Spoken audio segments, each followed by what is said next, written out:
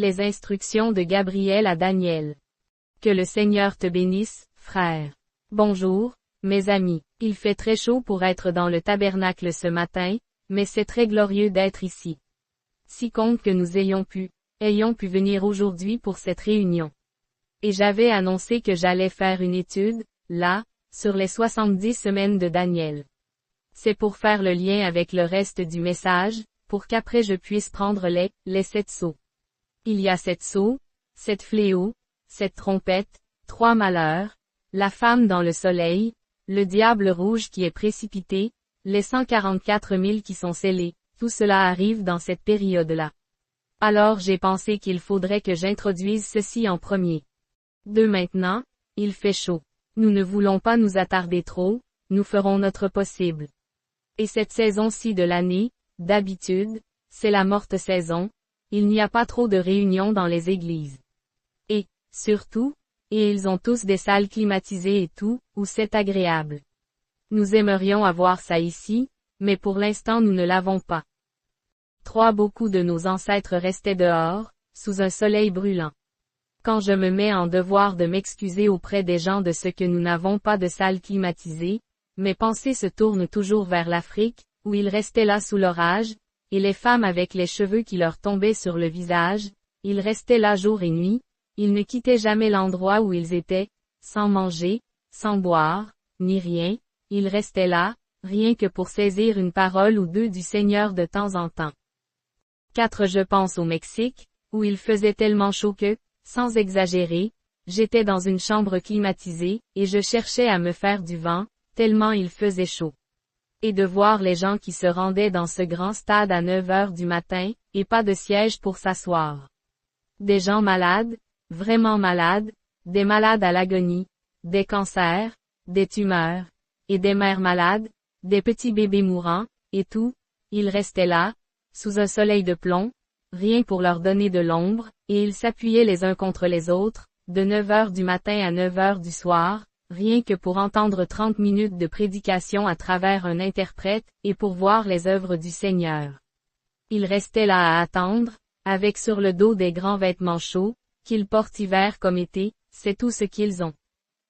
Et puis je pense à ceux qui étaient là-bas dans la jungle, et à ces malades qu'on amenait, qui ne pouvaient même pas bouger.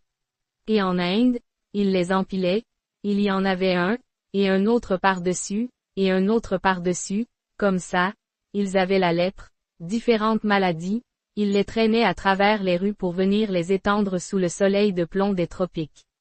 Sous les orages et les éclairs, et toutes sortes de choses comme ça, ils restaient étendus là, au soleil, sous l'orage, et tout, sans jamais bouger ni se plaindre, rien que, pour essayer de saisir une parole de Dieu de temps en temps, quelque chose pour leur âme.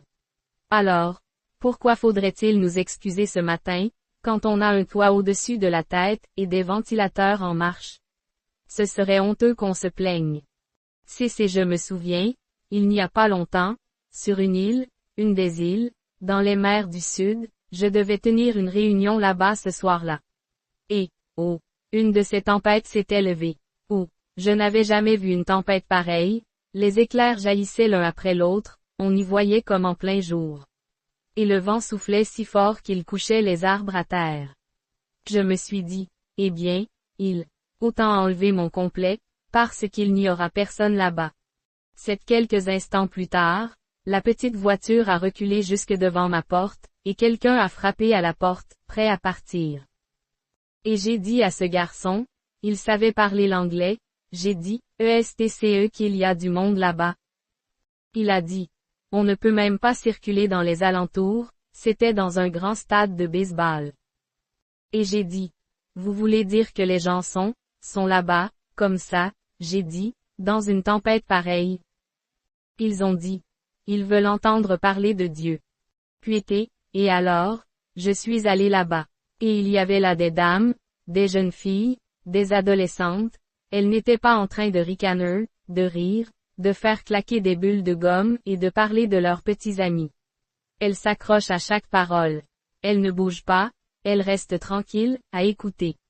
Je faisais un appel à l'autel, je faisais juste un appel à l'autel, et des milliers se levaient, les yeux pleins de larmes, comme ça, les mains levées vers Dieu, pour demander miséricorde pour leur âme, des jeunes filles et des jeunes hommes de 17, d'X ans. Maintenant, même les gens les plus âgés, on a du mal à les faire écouter, vous voyez. Ça montre que, nous n'avons vraiment pas de quoi nous plaindre. Que Dieu soit remercié. Oui monsieur. 9 Nous aimerions bien avoir tout le confort moderne comme le reste de l'Amérique, mais nous n'avons pas tout ça. Alors, nous allons nous débrouiller avec ce que nous avons. 10 Maintenant, j'ai remarqué, il y a une petite chose que j'ai à cœur de refaire ici au tabernacle.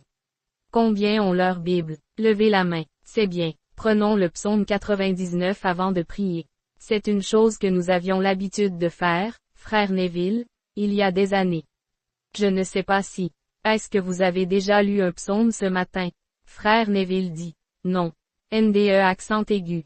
Non. J'aimerais lire, que l'Assemblée lise un peu ce psaume. 11 Ce matin, pendant que j'étais assis dans mon bureau, en train de méditer ce message et cette parole, je me suis dit, il me semble que ce serait bien de leur faire lire un psaume ensemble, comme avant. J'aime tellement ça. Si je suis arrivé un peu en retard, c'est parce que j'ai reçu un appel interurbain, qui venait de Cheyenne, alors c'est pour ça. 12 Maintenant, pendant que nous cherchons ce psaume, j'ai quelques annonces à faire, qu'on vient juste de me donner. C'est psaume 99. 13 Dorénavant, toutes les annonces de réunion, ici au tabernacle et lors des tournées, seront émises par le bureau de Jeffersonville. Toute personne désireuse d'être tenue au courant des réunions devra s'inscrire, donner son nom et son adresse, et poser cela sur la chaire ce soir après la réunion. On vous fera parvenir un avis à temps, afin de vous permettre de vous organiser pour pouvoir assister aux réunions. C'est-à-dire qu'à l'avenir, si quelqu'un veut savoir où nous allons avoir des réunions, nous avons maintenant établi un système, là, au bureau. Vous n'avez qu'à laisser votre nom et votre adresse ici. Et nous vous enverrons une carte pour que vous sachiez à l'avance où les réunions vont se faire et probablement aussi quel sera le sujet, et tous les renseignements utiles, au cas où vous pourriez y aller. Vous voyez, s'il n'y a pas une source officielle, l'un dit ceci et l'autre dit cela, vous ne savez pas ce qu'il en est, vous voyez. Alors, il suffit de mettez votre nom et votre adresse par écrit et posez ça ici, et Billy Paul les ramassera et fera les envois. 14 Bon, et on m'a aussi demandé s'il y aurait encore des frères Branham. Ferez-vous encore des services de guérison avec discernement au tabernacle? Non, le discernement sera exercé par l'autre équipe que nous avons. Maintenant nous avons ici frère Neville qui a un don de prophétie, qui prophétise pour les malades et leur fait connaître les choses qu'ils ont besoin de savoir. Et nous avons un frère du nom de Higg. Higginbottom, un ancien administrateur, qui a été un collaborateur fidèle au sein du conseil. Je ne le vois pas ce matin, mais d'habitude, il a le don de parler en langue. Et il y a une petite dame du nom d'Argan Bright, une charmante sœur, qui a un don d'interprétation des langues. 15 Et on a la preuve que ces messages sont de Dieu, parce qu'ils ne viennent pas du tout de façon contraire au bon ordre, ils sont exactement à leur place. Et bientôt, quand ces dons commenceront à s'accumuler, nous allons essayer de l'établir de façon exactement conforme à la manière de faire de l'Église. Aussi, je dois les voir très bientôt, alors, pour que les réunions se déroulent parfaitement dans l'ordre du Seigneur, aussi parfaitement que possible. 16 Mais ces chers gens-là, d'après ce que dit ma voisine, Emmy Wood, qui s'est installé un microphone sur l'estrade et un magnétophone là derrière, pour enregistrer les réunions, rien que pour avoir ces messages sur bande et les recopier, pour vérifier s'ils sont véridiques ou pas. Voyez, c'est comme ça qu'elle les contrôle. Je sais que Emmy Wood est une honnête femme. Et elle me rapporte qu'il y a bien des choses qui ont été dites qui s'accomplissent. 17 Et donc, nous en sommes reconnaissants. Ça m'aide vraiment beaucoup, ça, quand je suis ici, quand je reviens ici, là. Le discernement prophétique, ça m'épuise complètement, alors, Dieu m'a envoyé de l'aide, par la prophétie, et par le parler en langue et l'interprétation, qui sont une prophétie. C'est une prophétie, le parler en langue. Ce sont les deux personnes qui prophétisent. L'une qui parle, et l'autre qui comprend ce que la première dit dans des langues inconnues, c'est précisément une prophétie. Et alors, nous faisons comme ça chaque jour, à chaque réunion ici, quand nous faisons nos lignes de prière pendant la réunion. 18 Maintenant, quelqu'un pourrait demander, est-ce que, au sujet du don? Oui, je l'ai toujours. Mais la seule façon dont je l'utilise, c'est dans des entretiens privés, et j'en ai. Si vous voulez en obtenir un, je crois que c'est affiché au tableau là derrière, il faut obtenir l'autorisation et convenir d'une date avec Billy Paul, mon fils, si vous voulez me voir ici ou à l'occasion des réunions qui vont suivre. Sur le champ de mission, où que ce soit, il vous faudra une petite carte que Billy Paul vous remettra. S'il y a quelque chose dans votre vie que vous ne comprenez pas, et dont vous ne savez pas comment vous sortir, et que vous recherchez la sagesse du Seigneur, alors voyez Billy Paul, mon fils, qui est le secrétaire, et il vous donnera une petite carte et vous fixera un rendez-vous, à un certain moment. Et quand nous aurons ces entretiens, c'est là que nous nous retirerons ensemble, rien que vous et moi. Si ce sont des femmes, alors vous viendrez avec moi et mon épouse. Et alors nous chercherons la face du Seigneur et nous lui demanderons ce que vous devez faire. 19 Et pour le reste, les affaires moins importantes et toutes ces choses-là, elles seront transmises à frère Neville, à frère Higginbottom, à sœur Arganbright et aux autres qui ont le parler en langue et l'interprétation, ici, dans l'Église. 20 Alors, nous faisons comme dans l'Exode. Je crois que c'est Jéthro, un jour, qui a dit à Moïse, « Voyez-vous, prenons des anciens. » Et l'Esprit de Dieu a été pris de sur Moïse et mis sur 70 anciens, et ils ont prophétisé. Alors, Moïse ne s'occupait personnellement que des affaires importantes et difficiles. Bien sûr, nous ne sommes pas Moïse, et eux ne sont pas ces anciens-là non plus, mais nous servons toujours le Dieu Jéhovah, avec la même colonne de feu qui nous conduit au pays promis. Alors, oui, il y aura d'autres, il y aura des réunions et il y aura l'interprétat. Le discernement sera à l'œuvre. Comme ça me permettra d'être en prière et d'étudier, et, les jours où je sais que je vais avoir des entretiens, d'être prêt pour ça. 21 Alors, souvenez-vous, Billy Paul Branham, notre secrétaire de mission, va. C'est sûr, les administrateurs ont affiché l'annonce là derrière, sur le tableau. Et j'ai une note ici, pour me dire de l'annoncer et de faire savoir aux gens qu'ils pourront lire ça au tableau d'affichage, en sortant. 22 Bon, maintenant, ce matin nous avons une leçon importante, et ce soir nous essayerons de continuer là-dessus. Et, si le Seigneur le veut, encore dimanche prochain. Je ne savais pas que c'était si profond avant de me mettre à l'étudier. Et ça reste encore un mystère pour moi, alors je m'en remets uniquement au Seigneur. 23 Maintenant, vous qui avez vos Bibles, prenons le psaume 99. Je vais lire le premier verset, l'assemblée lira le deuxième verset, et nous lirons tous ensemble le dernier verset. Nous alternerons comme ça, moi le premier, l'assemblée le deuxième, moi le troisième, l'assemblée le quatrième, jusqu'au dernier verset, que nous lirons tous ensemble. Levons-nous pour lire la parole de Dieu. Frère Branham et l'assemblée font la lecture du psaume 99,1 à 9, de la façon indiquée par frère Branham. NDE accent aigu. L'Éternel règne. Les peuples tremblent, il est assis sur les chérubins. La terre chancelle. L'Éternel est grand en Sion, il est élevé au-dessus de tous les peuples. Qu'on célèbre ton nom grand et redoutable. Il est saint, qu'on célèbre la force du roi qui aime la justice. Tu affermisses la droiture, tu exerces en Jacob la justice et l'équité. Exaltez l'Éternel, notre Dieu, et prosternez-vous devant son marchepied.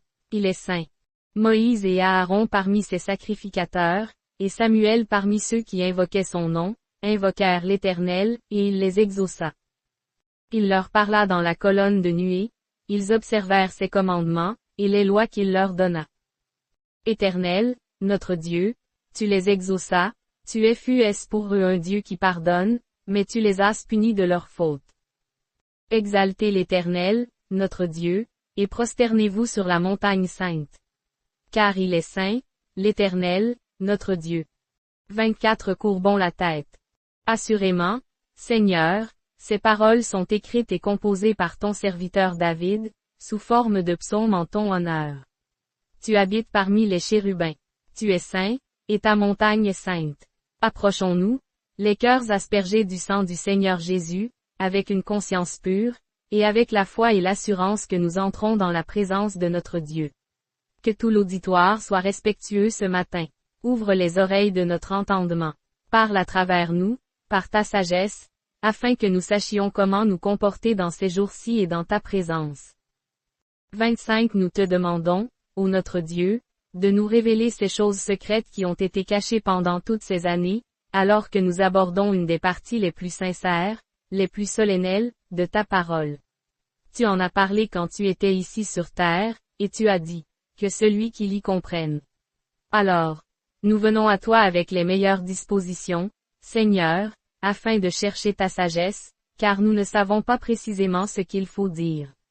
Nous avons préparé quelques passages de l'Écriture, ici, et nous nous en remettons solennellement et entièrement à toi pour l'explication. Notre seul but, c'est de connaître l'heure où nous vivons, pour que nous puissions être préparés pour les choses extraordinaires qui sont à venir. Veuille nous l'accorder, Seigneur. Au nom de celui qui nous a enseigné à tous que nous devons prier comme ceci. Frère Branham et l'Assemblée prient ensemble, selon Matthieu 6, 9, 13, NDE accent aigu. Notre Père qui es aux cieux, que ton nom soit sanctifié. Que ton règne vienne, que ta volonté soit faite sur la terre comme au ciel. Donne-nous aujourd'hui notre pain quotidien, pardonne-nous nos offenses, comme nous aussi nous pardonnons à ceux qui nous ont offensés. Ne nous induis pas en tentation, mais délivre-nous du mal. Car c'est à toi qu'appartiennent, dans tous les siècles, le règne, la puissance et la gloire. Amen. 26 Vous pouvez vous asseoir. Bon, s'il y a des hommes qui veulent enlever leurs vestons, ne vous gênez pas.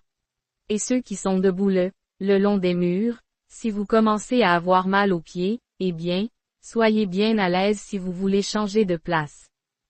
27 Et maintenant, je pense que si les enfants veulent aller dans leur classe, ou bien, sont-ils déjà sortis? Frère Neville dit, non, ils ne peuvent pas. Nous ne pouvons pas en avoir ce matin, il y a trop de monde. NDE accent aigu. Le pasteur dit que, vu qu'il y a beaucoup de monde, on a rempli les classes, ce qui fait qu'on ne peut pas faire l'école du dimanche pour les petits. Et nous serions contents, là, que vous les petits, vous montriez de la bonne volonté, parce que ce matin nous attaquons un message vraiment capital qui, j'en suis sûr, va être très important pour votre père et votre mère, et pour vos bien-aimés qui sont ici, et même pour vous, les petits. Alors, nous l'abordons avec un grand respect.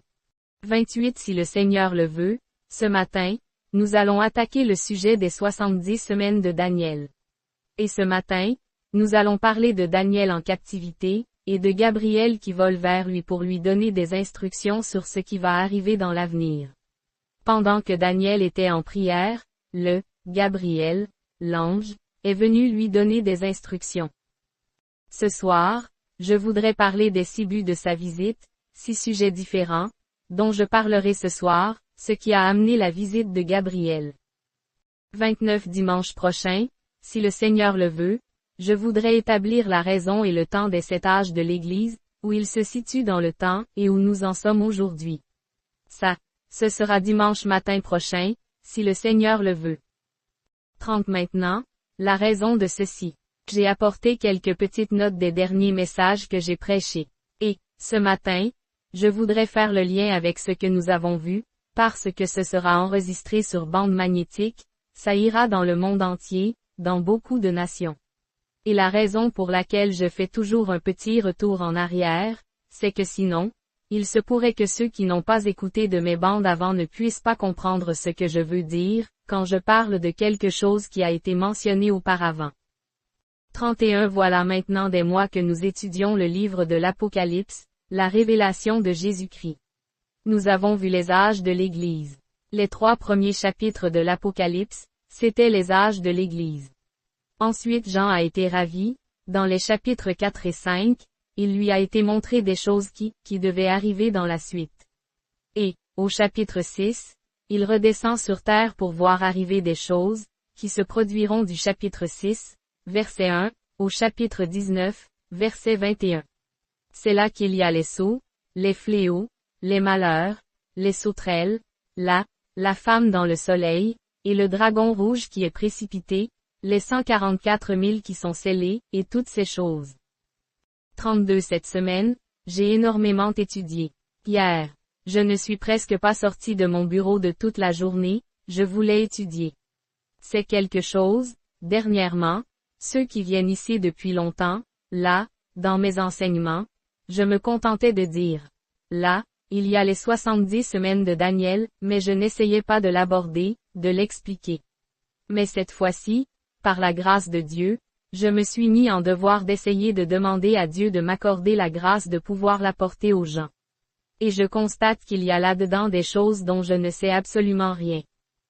33 Et alors, j'ai lu le livre du Dr. Larkins, le livre du Dr. Smith, les notes du Dr. Scofield, les commentaires émis par différents hommes un peu partout, et, en prenant tout cela, je n'arrive quand même pas à faire concorder la chose. Voyez, alors, cette semaine, j'ai l'intention je suis allé au Kentucky à la bibliothèque, pour me documenter sur l'astronomie ancienne, les calendriers et la chronologie, et j'ai ramassé autant de livres anciens que j'ai pu, dans les bibliothèques et tout, et je fais mon humble part, en faisant solennellement confiance à Jésus-Christ qu'il me le révèle.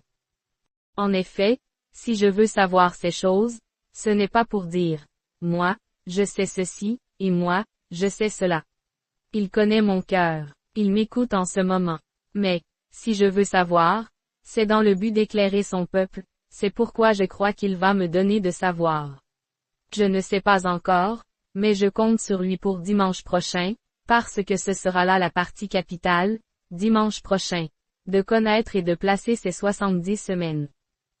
34 Elles ont chacune leur place. Et en les mettant bout à bout, en faisant ça, ça ne donne rien de juste, le résultat est faux. C'est inévitable. Et, donc, peut-être que moi, je n'arriverai pas à les placer comme il faut, mais je vais mettre ma confiance dans le Seigneur pour ça. 35 Et je me souviens qu'une fois Salomon a prié, et qu'il a demandé au Seigneur Dieu de lui donner de la sagesse, pas pour lui-même, pas que ses jours soient prolongés, pas qu'il ait une vie plus longue, pas qu'il ait des richesses, mais qu'il ait de la sagesse pour savoir juger le peuple de Dieu. Et Dieu a exaucé cette prière, il a donné cette sagesse-là à Salomon, parce que c'était pour son peuple. Et c'est pour ça que je demande à Dieu de me faire savoir ce que ces 70 semaines signifient, c'est parce que je sais que c'est le calendrier qui s'applique précisément à l'âge où nous vivons. Et, par conséquent, je veux savoir ce qu'il en est, pas pour moi-même, pas pour moi-même. Évidemment, je veux savoir. Ce n'est pas dans ce sens-là que je dis, pas pour moi-même, parce que je veux le savoir pour moi-même. Je veux le savoir, parce que je veux savoir où nous en sommes et dans quel temps nous vivons. Et puis, je sais que c'est quelque chose qui a été donné. 36 Plusieurs ont fait leurs propres calculs, et ils ont fait aboutir cela bien avant, dans le passé. Je lisais que quelqu'un avait dit que tout cela s'était terminé en 1919, les 70 semaines. Eh bien, ce n'était pas vrai. Donc, après 70 semaines, tout est terminé.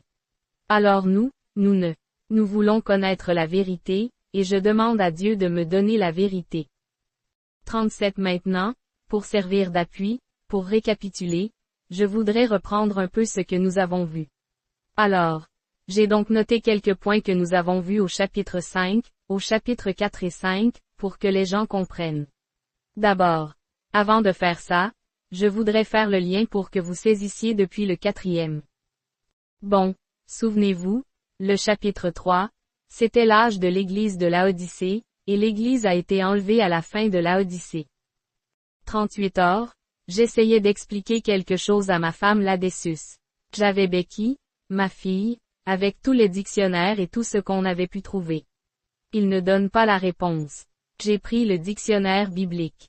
J'ai pris le dictionnaire de grec ancien. J'ai pris le Webster, et beaucoup d'autres, les dictionnaires modernes. Pas un seul d'entre eux ne pouvait même donner fournir les mots ou quoi que ce soit en manière de réponse. 39 Ma femme disait. Comment veux-tu que les gens de chez nous, qui sont des gens pauvres, et beaucoup d'entre eux sont comme nous, sans instruction, comment veux-tu qu'ils comprennent ce genre de choses? J'ai dit. Dieu donnera la réponse. 40 Peu importe combien c'est compliqué, Dieu peut démêler cela et le simplifier. Car nous sommes une partie de ces gens qui languissent et qui prient pour que vienne ce jour et cette heure. Nos yeux sont fixés sur le ciel, et nous attendons sa venue. Et je suis absolument sûr qu'il va nous le montrer. Or, ça ne va pas nous dire le jour ou l'heure, parce que ça, aucun homme ne le saura, mais ça va assurément nous dire dans quel jour de la semaine nous vivons, si seulement nous pouvons le saisir. 41 Maintenant, au chapitre 4, Jean a été ravi, tout de suite après l'Église. Jean, quand il est monté, il a vu l'âge de l'Église tout entier. J'aimerais m'arrêter ici un instant pour dire ceci. Bien des gens qui attendent quelque chose de vraiment prodigieux, puissant, dans l'âge des nations se trompent assurément. L'âge de l'Église et tout ce qui va se passer pendant l'ère des nations, ça se trouve d'Apocalypse 1 à Apocalypse 3 inclus. Après ça, l'Église est montée dans l'enlèvement, et le reste, jusqu'au chapitre 19, c'est ce qui arrive à la race juive après que l'Église est montée. C'est le temps de la grande tribulation, il n'arrive plus rien du côté des nations, seulement la boucherie et tout ça, comme nous le verrons quand nous y arriverons. 42 Mais l'Église elle-même, elle est partie au 13e, au dernier verset du chapitre 3 de l'Apocalypse, au moment où l'âge de l'Église de Laodicée, qui était le dernier âge, se termine. 43 Et nous avons pris chaque âge de l'Église, chaque époque, chaque chose qui est arrivée, chaque étoile, chaque messager, leur nature, ce qu'ils ont fait, nous avons suivi cela à travers l'histoire, jusqu'au tout dernier, c'est dessiné là, le schéma sur le mur du côté. Et quand on a eu terminé, le Saint-Esprit est venu tracer la même chose en cercle sur le mur, il nous l'a révélé lui-même ici, à tous. 44 Maintenant, en faisant ceci, j'ai confiance qu'à la fin, il va venir avec quelque chose de formidable nous montrer encore que nous sommes au temps de la fin. 45 Combien d'entre vous ont entendu le discours de Kennedy, du président Kennedy, les commentaires et tout, combien ont entendu ce pronostic, selon lequel on prédit que d'ici le 1er janvier, les États-Unis et la Russie ne seront plus que des cendres volcaniques? Qu'est-ce qu'il nous faut de plus? Il est plus tard que nous pensons. Voyez, alors, si nous en sommes si près que même les hommes de cette terre prédisent que cette chose terrible va arriver, nous ferions mieux d'être sur nos gardes, tout bien en ordre, que tout soit confessé, que tout soit prêt, parce que nous ne savons pas à quelle heure au juste notre Seigneur va nous appeler. Et quand il fera son appel, monte plus haut, il faudra être prêt. Et cela arrivera à l'heure où vous ne vous y attendrez pas. 46 Le grand réveil pentecôtiste est en train de se terminer maintenant, on le constate partout, le dernier grand mouvement. Le message a été proclamé. Maintenant tout est prêt, en attente. L'Église est scellée et mise à part. Les méchants sont encore plus méchants. Les églises deviennent plus formalistes. Les saints se rapprochent de Dieu. Les dons de l'Esprit commencent à se multiplier dans les petits groupes. Nous sommes au temps de la fin. Oh, j'aime ce chant que nous chantions autrefois, à l'Église. J'attends la venue du millénium, ce jour béni où notre Seigneur viendra chercher son épouse qu'il attend. Oh, mon cœur assoiffé soupire après ce jour de délivrance où notre Sauveur reviendra sur la terre. 47 Dans l'attente de cette heure-là. Maintenant, au chapitre 5, au verset 5, nous avons vu, dans notre dernière leçon, nous avons parlé du parent rédempteur, et nous avons vu que c'était Christ. Nous en avons montré le type avec Ruth, la décision de Ruth, le service de Ruth, le repos de Ruth. La décision, c'était la justification. Le service, quand elle se préparait, c'était la sanctification. Le repos, c'était quand le Saint-Esprit est venu, jusqu'au souper des noces. Comme c'est beau. 48 L'Église est venue à travers John Wesley, la justification, ou Martin Luther, la justification. À travers John Wesley, la sanctification. À travers les pentecôtistes, le baptême du Saint-Esprit, et maintenant elle se repose, en attendant la venue de son Seigneur. Parfaitement. 49 Notre parent rédempteur, Les anciens ont eu raison de l'appeler un agneau, qui, comme juge, était sur le point de devenir un lion. Il était un agneau, vous savez, avec le livre scellé de 7 sceaux. Une fois le livre pris, l'œuvre de la médiation était terminée. 50 maintenant, au chapitre 3, l'Église est montée, mais il reste à révéler la rédemption, montrer comment l'Église a été rachetée, la révélation de ce qui s'est passé au cours de l'âge de l'Église.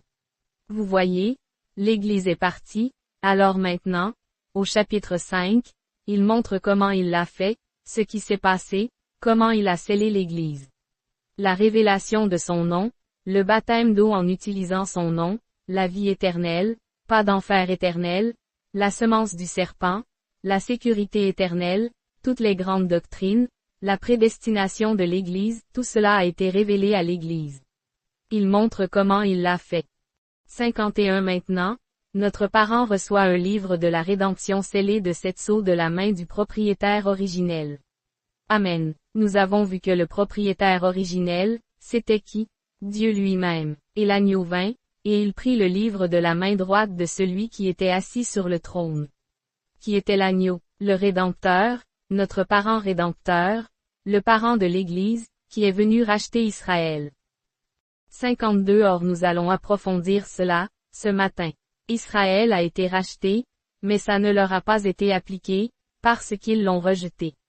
Mais l'Église a reçu sa rédemption, et il est notre parent rédempteur. Comme Boaz a dû racheter Naomi pour pouvoir avoir Ruth la Moabite, une étrangère, une femme des nations, de même Christ a racheté Israël, il a effectué la rédemption, mais il a été rejeté. 53 Vous vous souvenez de la grâce qui avait été signée, pour cet homme qui a été fusillé, ce que je raconte à l'occasion.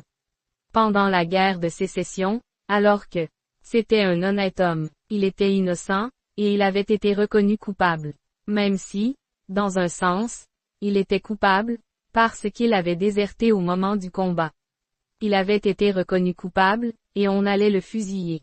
Et un homme est allé voir le président Lincoln et lui a dit, « Monsieur Lincoln, cet homme est un chrétien. » Il a eu peur. Ce garçon, je connais sa famille. Il a seulement pris peur. Il ne voulait pas faire de mal. Il a déserté. Il a dit, « Monsieur Lincoln, c'est entre vos mains. Vous êtes le seul à pouvoir le gracier. » Monsieur Lincoln a pris un bout de papier et sa plume, et il a signé. Un tel est, gracié. Abraham Lincoln. Il est vite retourné à la prison, et il a dit, « La voilà. J'ai obtenu ta grâce. » 54 Et l'homme a dit, « Je refuse de regarder ça. Il y aurait un gros cachet dessus. Il y aurait tout le tralala. Tu veux te payer ma tête, c'est tout. » Ce n'est pas Abraham Lincoln. N'importe qui peut imiter sa signature. Mais, ce serait authentifié par son cachet, et tout, si ça venait de lui. L'homme a beaucoup insisté, malgré tout. Le prisonnier pensait qu'il plaisantait, alors il est parti. Le lendemain matin, il a été fusillé. Et puis, après qu'il a été fusillé, il y a eu un procès devant la Cour fédérale, parce qu'Abraham Lincoln avait signé la grâce de cet homme 24 heures avant son exécution, et que le gouvernement l'avait quand même fait fusiller. Et alors la Cour fédérale des États-Unis a rendu l'arrêt suivant, des cours fédérales, disant, une grâce n'est pas une grâce à moins d'être acceptée en tant que grâce. 55 Et Jésus a racheté Israël au calvaire. Mais ils n'ont pas bénéficié de cette grâce, parce qu'ils ne l'ont pas acceptée en tant que grâce. Mais, dans notre leçon, ici, sur les 70 semaines, nous allons voir qu'ils reviennent accepter leur grâce. Mais il a racheté l'Église, alors nous sommes graciés, parce que nous avons accepté le sang de Jésus-Christ pour notre pardon. 56 Bon, donc nous avons vu qu'il était notre parent rédempteur, et qu'il a pris le livre de la main du propriétaire originel. C'est un titre de propriété pour la rédemption. Nous l'avons vu. Vous vous souvenez de notre étude? C'est un titre de propriété de la rédemption. Et, en plus, c'est un titre de propriété incontestable. En effet, Dieu avait exigé la vie en échange de la mort, dans le jardin d'Éden. Alors, Jésus, le juste, est mort et il a pris un titre de propriété, et il a pu briser les sceaux, révéler ce qu'il y avait dedans, et donner à son peuple l'héritage qui lui appartenait à lui. La vie éternelle dont il avait hérité par ce qu'il avait fait, sa propre vie, il nous l'a transmise au calvaire, et il l'a répartie entre nous par le Saint-Esprit. Amen. Aucun homme n'a jamais pu avoir même une petite idée de l'amour qu'il a fallu là, ce qu'il a fait. 57 Satan, qui en avait été le détenteur à cause de la chute dans le jardin, est lié et jeté dans un étang de feu. Ses jours sont terminés. 58 Dans l'Évangile, Jésus a eu 4 titres. Nous l'avons vu. Fils de David, héritier du trône. Fils d'Abraham, la concession royale. Fils de l'homme, héritier de la terre. Fils de Dieu, héritier de toutes choses. La concession royale. 59 Dans l'Ancien Testament, on ne pouvait pas garder une propriété en sa possession pendant plus de 50 ans, son propriétaire originel ne pouvait pas en être privé pendant plus de 50 ans. Et le 40e jour, il a payé le prix. Le 50e jour, la rédemption et la puissance qui appartenaient à l'Église, et qui avaient été perdues dans le Jardin d'Éden, ont été rachetés et nous ont été envoyés par le baptême du Saint-Esprit, le 50e jour. 60 Ensuite, nous avons pris, là, le rouleau. Nous avons pris les rouleaux, nous avons vu que le rouleau avait été remis dans sa main. Jérémie, dans Jérémie 32.6, son cousin Anamil lui avait laissé un héritage. Et il partait en captivité. D'ailleurs, nous allons le suivre là-bas ce matin, en captivité. Et le rouleau avait été conservé dans un vase de terre, ce qui montre où la puissance de Dieu, les rouleaux et les secrets de Dieu se font connaître, dans le cœur. Notre plan de la rédemption, lui aussi, il a été conservé dans des vases de terre, le nom de Jésus et la révélation.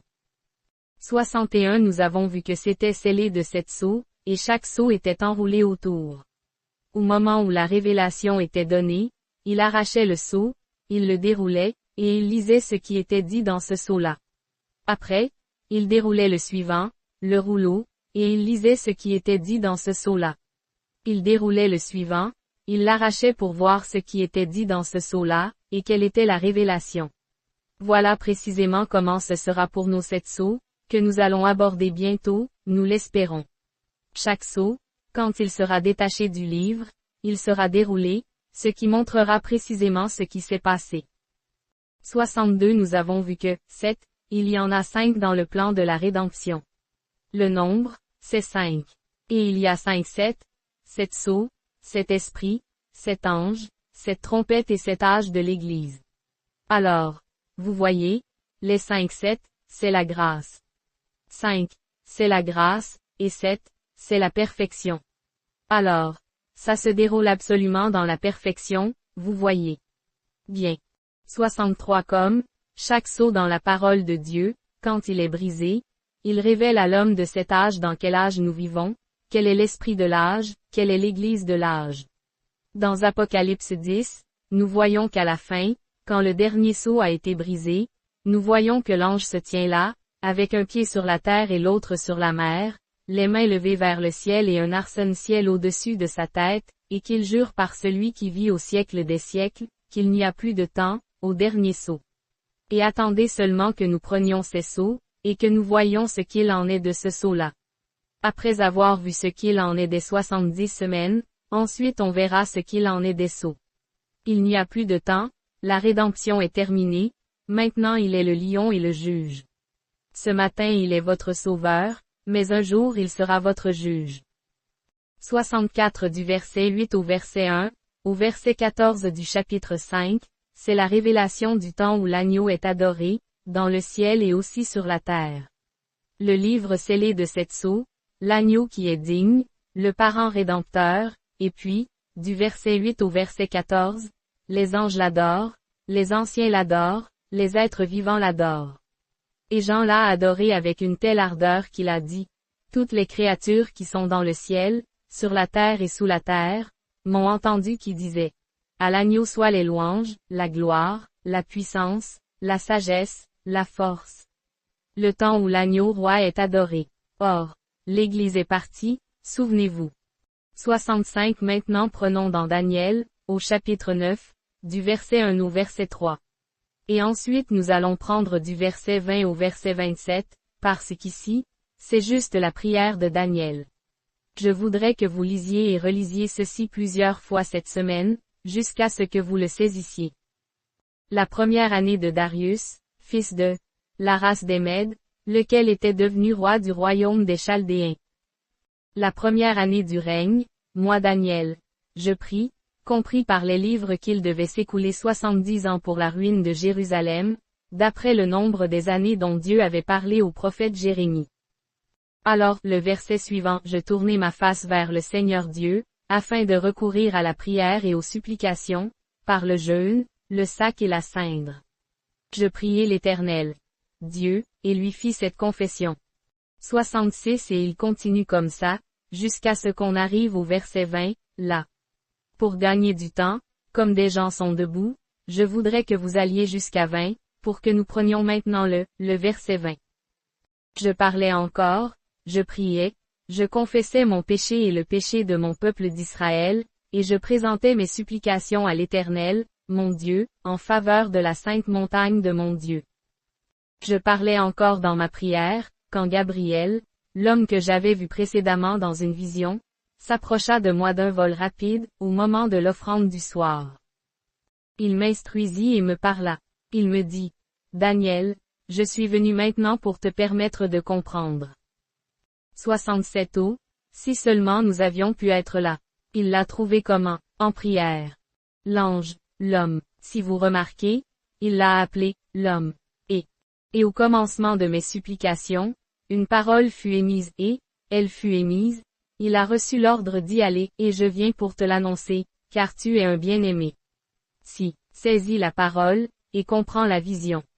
70 semaines ont été fixées sur ton peuple et sur ta ville sainte, ou sur ta ville, pour faire cesser les transgressions, pour mettre fin au péché, pour expier l'iniquité et amener la justice éternelle, pour sceller la vision et la prophétie, et pour oindre le Saint des Saints.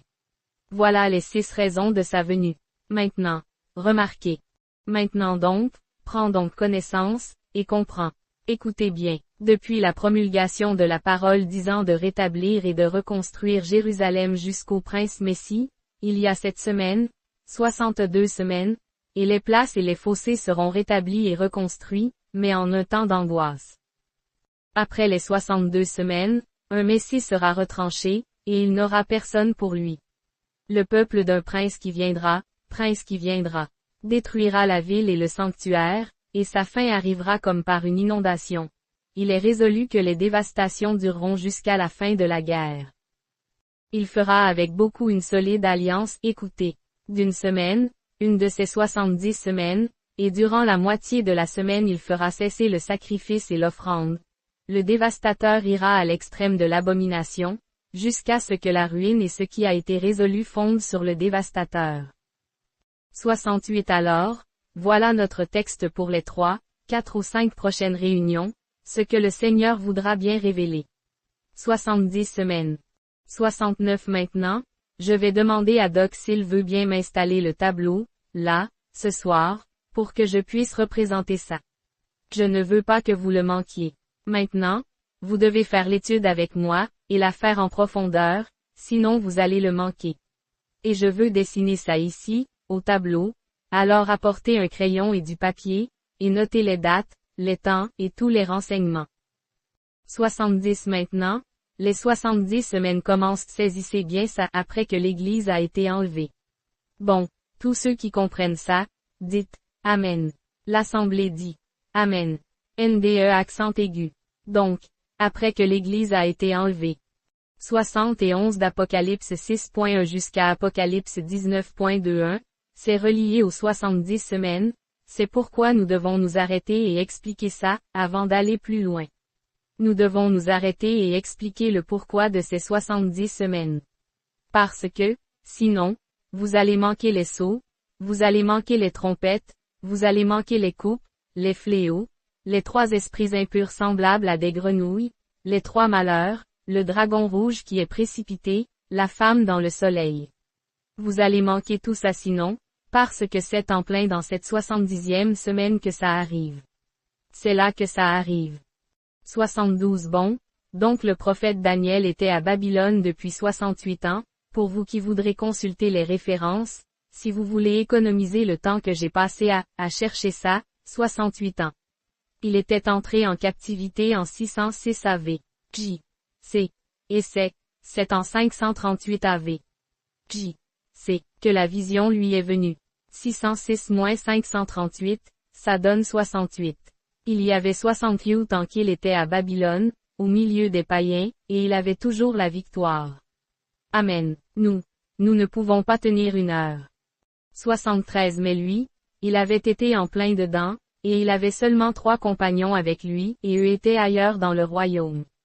Mais Daniel, qui était seul avec Dieu, il a gardé la victoire pendant 68 ans. Pensez-y, je ne veux pas me mettre à prêcher, parce que c'est censé être un message d'enseignement. Mais pendant 68 ans il avait gardé la victoire, il ne s'était pas souillé aux yeux de Dieu, et ça, sans le baptême du Saint-Esprit, sans le sang de Jésus-Christ qui intercède pour lui, il n'avait que le sang des taureaux, des boucs et des génisses, qu'il devait offrir en cachette, à cause des traditions païennes de ce pays-là. On les avait emmenés là-bas. Jérémie avait prophétisé qu'ils y iraient. 74 Alors, Daniel, oh là, il avait commencé à voir que le moment approchait, tout comme nous aujourd'hui. Daniel a commencé à comprendre, a-t-il dit, par la lecture des livres.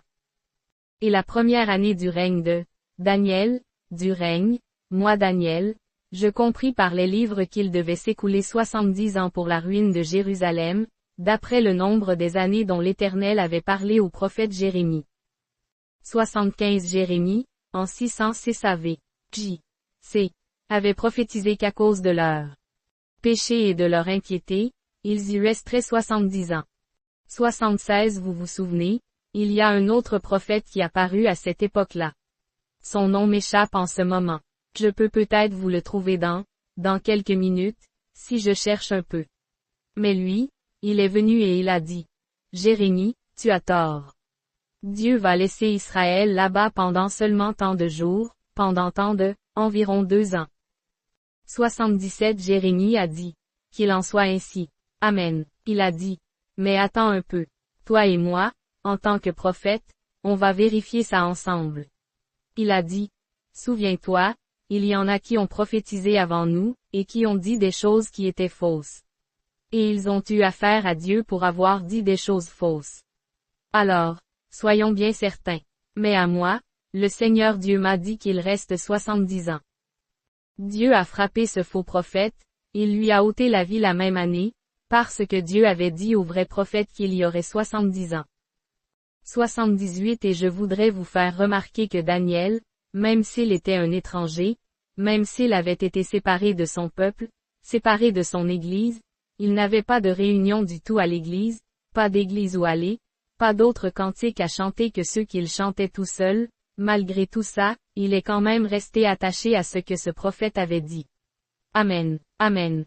79 Pas d'église où aller, personne avec qui fraterniser, tout le monde allait au temple païen, tout le monde adorait les idoles.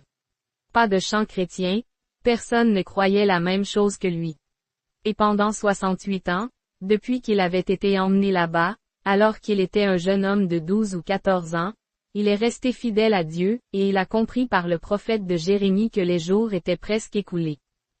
Quel sentiment de mise en garde devrait animer le cœur de tout vrai prophète de Dieu aujourd'hui, quand nous nous tournons vers le passé pour voir ce que ce vrai prophète-là a dit, et que nous savons que nous sommes au temps de la fin. 80 Il a dit. J'ai compris par les livres, que Jérémie, mon frère, il y a bien des années, a prophétisé qu'Israël resterait ici pendant 70 ans. Et le temps est presque écoulé. Et il s'est préparé, il a publié un jeûne, il s'est sanctifié, et quand, la cendre et le sac, il a mis ça sur sa tête, et il s'est mis à jeûner et à prier pour comprendre ce qu'il en était du jour où il vivait. 81 Et si Daniel, le prophète du Seigneur, a pu consulter les livres de Jérémie, et que ça lui fasse un tel effet, que même le fait qu'Israël sorte, que tous ceux qui étaient vivants sortent de Babylone pour retourner dans leur patrie, que ça le fasse jeûner, et prendre le sac et la cendre. Combien plus d'effet cela devrait faire à l'Église du Dieu vivant, de savoir que le temps est en train de se terminer, qu'il n'y aura plus de temps, et que la venue du Seigneur Jésus-Christ et le glorieux millénium vont bientôt être là. Comment peut-on perdre son temps à jouer à des jeux d'argent, à aller à la piscine le dimanche, pas de temps pour le Seigneur. On fait un saut là-bas. Si le pasteur dit quelque chose qui ne nous plaît pas, on se lève et on sort. Et si la réunion dure trop longtemps, eh bien, on est mécontent. Regardez dans quel état nous sommes. Regardez ce que nous faisons. Comparons notre vie avec ce prophète-là. Un seul homme, dans un royaume tout entier, sans église où aller, ni aucune nulle part ailleurs où aller. Tout avait été détruit et brûlé. Sa ville, son peuple était captif. 68 ans, 68, 69, 70. Il lui restait 2 ans. Alors, quand il s'est mis à lire dans le livre et qu'il a vu que le temps de l'accomplissement approchait, que cela allait s'accomplir, il s'est approché de Dieu dans la prière, pour savoir ce qu'il en était. 82 Quel moment crucial. Nous, qu'est-ce que nous faisons? Alors que, les nations se disloquent, que la mer rugit, que la peur fait défaillir le cœur des hommes, dans un temps où ils ne savent que faire. Toutes ces choses, l'écriture sur la muraille, la désintégration raciale, le mal sous toutes ses formes qui règnent dans le monde, et les querelles, les bagarres et les histoires. Et il y a assez d'armes suspendues dans les silos pour qu'un petit pays de la taille de Cuba, près d'ici, soit capable de détruire le monde en 10 minutes. Et eux, ils se crêlent, des hommes impies, qui ne connaissent pas Dieu et qui ne connaissent pas sa puissance. Et le Saint-Esprit est dans l'Église, en train d'agir parmi les élus, de montrer qu'il est vivant après 2000 ans, qu'il est le même hier, aujourd'hui et pour toujours. Comment peut-on rester assis là, nonchalamment? Comment peut-on prendre la chose comme ça, à la légère? Il est temps qu'on s'examine, en voyant cette grandeur qui approche. 83 Or, il avait lu dans Jérémie, au chapitre 25. Prenons dans Jérémie, le chapitre 25, et lisons ce que Jérémie avait à dire. En fait, commençons au verset 8, parce que c'est, je veux être sûr que vous le saisissiez. C'est le verset 11 que j'avais noté pour qu'on le lise, mais commençons au verset 8. C'est pourquoi ainsi parle l'Éternel des armées. J'aime vraiment ça. Quand j'entends un prophète se tenir là avec un ainsi dit le Seigneur Dieu, frère, c'est réglé. Pour moi, ça règle la question, il n'y a rien à ajouter. Ainsi parle l'Éternel des armées. Parce que vous n'avez point écouté mes paroles. J'enverrai chercher tous les peuples du septentrion, dit l'Éternel, et j'enverrai auprès de Nebuchadnezzar, roi de Babylone, mon serviteur, je les ferai venir contre ce pays, et contre ses habitants, et contre toutes les nations alentour, afin de les dévouer par interdit. Souvenez-vous, c'est des élus de Dieu qu'il parle là. Ce n'étaient pas des infidèles, c'étaient des membres d'Église. Je ferai cesser parmi eux les cris de réjouissance. Les cris d'allégresse comme ceux qu'on a aujourd'hui, tout ce rock and roll, et Ricky, et Elvis, et, oh, les chants du fiancé, les chants de l'oiseau. Ou plutôt de la fiancée, le bruit de la meule, la lumière de la lampe. Tout ce pays deviendra une ruine. Écoutez ce prophète, qui s'écrie. Tout ce pays deviendra une ruine. Et ce n'est pas que je veux imiter ce grand serviteur de Dieu, mais je prophétise que toute cette nation deviendra une ruine. Dieu punira cette nation à cause de ses péchés. Si Dieu n'a pas fermé les yeux sur les mauvaises actions d'Israël, son élu, la semence d'Abraham, à qui il avait donné son alliance et sa promesse, pourtant ils étaient religieux jusqu'à la moelle, avec leurs grandes églises, leurs sacrificateurs, leurs rabbins, mais à cause de l'immoralité et de ces choses qu'il y avait parmi eux, Dieu leur a fait récolter ce qu'ils avaient semé, de même, nous aussi, nous aurons affaire à lui. Verset 11. Tout ce pays deviendra une ruine, un désert. C'est-à-dire qu'en les voyant, tout le monde dira. Voilà où ils en sont. Eux qui étaient si puissants, regardez-les maintenant. Et ces nations seront asservies au roi de Babylone pendant 70 ans. C'est toute une vie, ça. C'est quand votre chère maman, qui est âgée maintenant, était un bébé. Ils sont restés là sans Dieu, sans église, sans chant, sans rien du tout, pendant toute une génération, jusqu'à ce que cette génération pécheresse soit entièrement disparue. Mais lorsque ces 70 ans seront accomplis, Je châtierai le roi de Babylone et cette nation, dit l'Éternel, à cause de leurs iniquités, je punirai le pays des Chaldéens et j'en ferai une ruine éternelle. Je ferai venir sur ce pays toutes les choses que j'ai annoncées sur lui, tout ce qui est écrit dans ce livre, ce que Jérémie a prophétisé sur toute la nation. Car des nations puissantes et de grands rois les asserviront, eux aussi, et je rendrai selon leurs œuvres et selon les paroles de leurs mains. Car ainsi m'a parlé l'Éternel, le Dieu d'Israël. Prends de ma main cette coupe remplie du vin de ma colère, et fais-la boire à toutes les nations vers lesquelles je t'enverrai. Autrement dit, Jérémie, je t'ai donné ce message. Ne reste pas là, à ne rien faire. Ne reste pas toujours au même endroit, mais prophétise à toutes les nations. Vous me suivez, l'assemblée dit. Amen. NDE accent aigu. Prophétise à toute la nation. Montre mes signes et mes prodiges, et fais-leur savoir que je viens accomplir ceci. Ils boiront, et ils chancelleront et seront comme fous, à la vue de la parole que j'enverrai au milieu d'eux. 84 En ce jour même, qu'est-ce qu'ils font?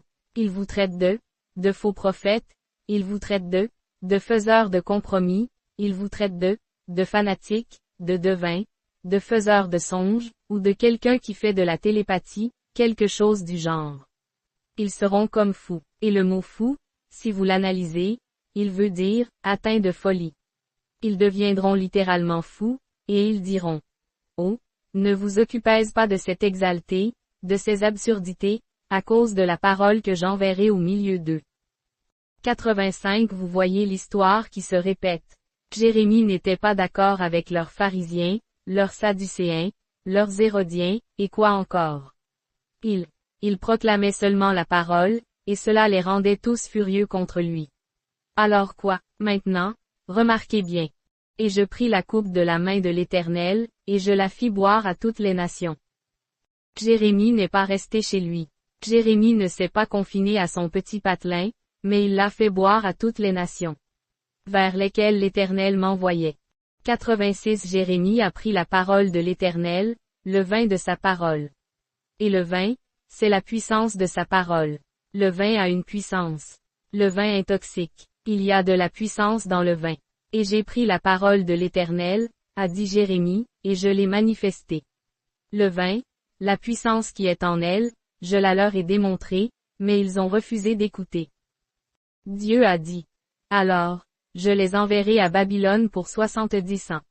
C'est exactement ce qu'il a fait. Ils y sont tous allés, les justes comme les injustes. 87 Maintenant, revenons à notre leçon. Daniel avait lu. Pensez un peu.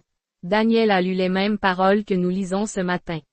Daniel a lu la même Bible, avec la même ponctuation, les mêmes phrases, les mêmes choses que ce que moi, avec l'aide de Dieu, je vais vous lire dans les quelques messages à venir, la même chose, pour vous montrer que nous sommes au temps de la fin. Alors Daniel, avec la parole de Jérémie, il descend à Babylone. Et il était le prophète Oint. Et il a opéré des miracles, un signe, il pouvait interpréter les langues inconnues, et il a accompli des signes et des prodiges au milieu d'eux. Et pourtant il n'avait personne avec lui, il était seul. Amen. Il était seul. 88 Mais Jérémie avait écrit ces paroles bien des années auparavant. Et Daniel, en interprétant la parole, il a compris. Et, un instant, là, nous approchons du temps de la fin, puisqu'il y a déjà 68 ans que je suis ici. Et le prophète du Seigneur, Amen, mon frère, le vrai prophète de Dieu, qui a prouvé qu'il était prophète, il nous a donné une prophétie. Je l'ai là, c'est écrit dans le livre, il est dit. Il s'écoulera 70 ans. Ô Seigneur Dieu, nous approchons de la fin. Ceux de cette génération-là sont tous morts. Qu'est-ce que tu vas faire maintenant, Seigneur? Tu as promis de nous envoyer, et il a décidé de se mettre en prière. 89 Ô Dieu, s'il y a un temps où nous aussi, nous devrions nous mettre en prière, c'est bien maintenant. Car nous, qui sommes son vrai serviteur, nous pouvons voir par les lettres de l'apôtre, par le Saint-Esprit qui nous met en garde, que nous sommes au dernier jour. Le Saint-Esprit le dit, dans les derniers jours, les hommes seront emportés, enflés d'orgueil, aimant le plaisir plus que Dieu, déloyaux, calomniateurs, intempérants, et ennemis des gens de bien. C'est ce que je comprends par la lettre. 90 Je comprends aussi qu'il y aura des moqueurs, au dernier jour. Je comprends qu'une nation s'élèvera contre une nation, au dernier jour. Je comprends qu'il y aura des rats de marée, au dernier jour. Je comprends qu'il y aura des choses qui feront peur à voir, comme des soucoupes volantes dans le ciel, des choses mystérieuses, et que la peur fera défaillir le cœur des hommes. Ce sera un temps où on ne saura que faire, et les gens seront dans l'angoisse. Je lis qu'ils se rassembleront tous dans des organisations, dans des dénominations, et qu'ils formeront une confédération, au dernier jour. Je comprends que les femmes se couperont les cheveux, au dernier jour. Je comprends qu'elles s'habilleront court, et avec des talons ou qu'elles feront résonner en marchant, au dernier jour. Je comprends que les mœurs seront très relâchées, au dernier jour. Je comprends que les prédicateurs seront de faux bergers, au dernier jour, qu'ils feront des compromis, et qu'au lieu de nourrir les gens de la parole de Dieu, ils se tourneront vers des credos et toutes sortes de choses. Mais je comprends aussi qu'une voix se fera entendre au dernier jour, qu'elle criera dans le désert, qu'elle appellera les gens à revenir au message originel, à revenir aux choses de Dieu. Je comprends, par le livre, que ces choses vont avoir lieu. 91 Je comprends que, dans les derniers jours, il y aura une famine. Les églises seront tellement organisées, tellement arrêtées, et tout, qu'il y aura une famine dans les derniers jours, et que ce ne sera pas seulement de pain et d'eau, mais ce sera d'entendre la vraie parole de Dieu. Et les gens partiront de l'Est, de l'Ouest, du Nord et du Sud, cherchant à entendre la vraie parole de Dieu. Mais les églises seront tellement organisées, tellement figées, qu'elles ne l'entendront pas. C'est ce que je comprends par les livres. Mais, en ce jour-là, ô Dieu, un germe s'élèvera de David. 92 Je comprends qu'il enverra Élie avant que ce jour-là arrive, au temps de la fin, et qu'il aura un message qui ramènera le cœur des enfants au Père, qui les ramènera à l'original, qui les fera retourner jusqu'au bout, et recommencer. Je comprends que cela se produira juste avant que l'Esprit quitte l'Église des nations pour se tourner de nouveau vers les Juifs. 93 Et je ne comprends pas seulement par la lettre, je comprends par la parole écrite, qu'Israël retournera dans sa patrie. Et je la vois entrer. 94 Je comprends par les lettres des prophètes qu'Israël deviendra une nation. Le culte sera rétabli dans le temple. Dieu traitera de nouveau avec elle, quand elle sera retournée dans sa patrie. Oh, 2 prophètes paraîtront parmi eux dans les derniers jours. C'est ce que je comprends. Au moment du départ de l'Église des nations, 2 prophètes arriveront, Élisée et Moïse, pour Israël. Nous verrons cela au cours de notre étude. 95 Le prophète a vu que leur temps, là-bas à Babylone, était presque écoulé. Bien. 96 Gabriel apparaît, pas seulement pour révéler ce qu'il avait demandé, mais pour lui faire connaître tout ce qui avait été résolu pour la race juive, jusqu'au bout, jusqu'à la fin. Amen. Il avait demandé une petite chose, et il a reçu le tout. Il avait seulement demandé à savoir. 97 Ce que Daniel voulait savoir, c'était, combien de temps, Seigneur, reste-t-il encore? Le prophète Jérémie, ton serviteur, mon frère, il a prophétisé il y a 68 ans, et il a dit que, c'est pendant 70 ans que ce peuple restera ici. L'ancienne génération est presque toute disparue maintenant. 98 Une ancienne génération de Pentecôte apparut il y a 40 ans. On les appelait, les vétérans du combat. Ils se sont organisés, ils se sont bagarrés, ils se sont disputés, tout le long, du mont Horeb jusqu'au mont Nebo, tout le long. Mais nous avons fini par arriver au fleuve maintenant. Il va en susciter une nouvelle, avec un Josué pour les faire traverser. La loi a échoué, Moïse l'a suivi, Moïse a échoué. C'est Josué qui les a fait traverser. Nous voyons que les organisations ont échoué, mais l'Esprit de Dieu. Josué. Le mot Josué veut dire, Jésus notre Sauveur. C'est le Saint-Esprit qui viendra dans l'Église. Ce n'est pas une organisation, mais c'est le Saint-Esprit qui viendra parmi les gens, et il la préparera à monter, à traverser le Jourdain. Je comprends, par la lecture du livre, que c'est ce qui doit arriver.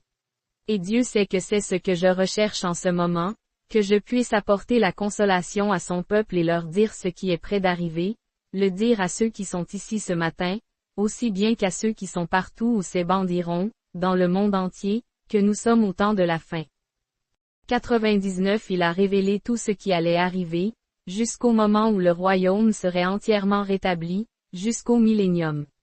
Le message de Gabriel, c'était ça.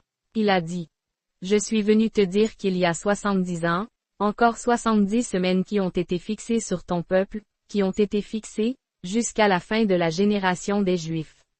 Il y a 70 semaines. Maintenant écoutez bien ce qu'il a dit.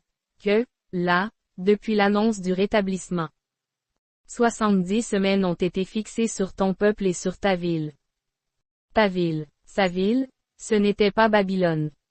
Où était sa ville, Jérusalem?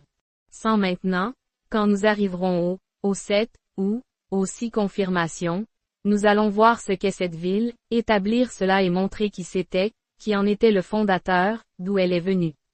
Combien de temps restera-t-elle debout? Sera-t-elle reconstruite? À quel moment? Où? De grandes choses nous attendent. Bien. 70 semaines ont été fixées sur ton peuple et sur ta ville, pour faire cesser les transgressions. Or, il n'a jamais dit. Daniel, évidemment, il a bien dû lui dire que les 70 semaines étaient, je veux dire, que les 70 ans étaient presque écoulés. 68, il ne manquait plus que 2 ans. Et nous voyons que la prophétie de Jérémie était absolument exacte. 2 ans plus tard, il sortait.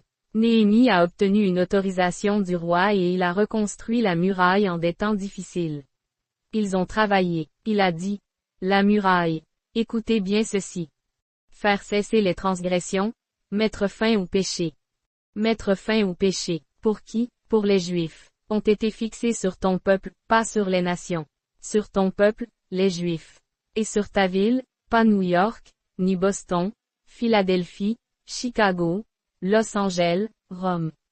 Mais, sur ta ville, Jérusalem. Et pour faire cesser les transgressions, mettre fin au péché, expier l'iniquité et amener la justice éternelle, pour sceller la vision et la prophétie et pour oindre le Saint des Saints. Regardez bien. Prends donc connaissance et comprends. Depuis la promulgation de la parole disant de rétablir et de reconstruire Jérusalem qui était sa ville jusqu'au prince Messie, il y a 7 des 70 semaines. 101 Attendez seulement qu'on y arrive. Oh, là, c'est une bénédiction que il va falloir que j'apporte une corde pour m'attacher ici. 102 Il a tout révélé, jusqu'à la fin, il a dit. Je ne vais pas seulement te dire, là, que ces 2 années sont presque, ce sera terminé, accompli. Et nous savons tous qu'ils y sont restés pendant exactement 70 ans, et qu'ils sont sortis, exactement ce que le prophète avait dit. Et Ésaïe, ou, je veux dire, Daniel croyait ce prophète, alors il était là, prêt. Bien, et il. 103 Et, bon, Gabriel, quand il est venu, il a dit, je suis venu t'annoncer tout ce qui, te révéler ces choses, là, jusqu'au bout, jusqu'à la fin. Voyez, regardez. Il ira à l'extrême de l'abomination, jusqu'à ce que la ruine. 104 La ruine, c'est, la fin de toute chose. Je vais te montrer ce qui va arriver. Maintenant écoutez bien, saisissez le bien. Daniel, j'ai été envoyé. Tu es un bien-aimé au ciel.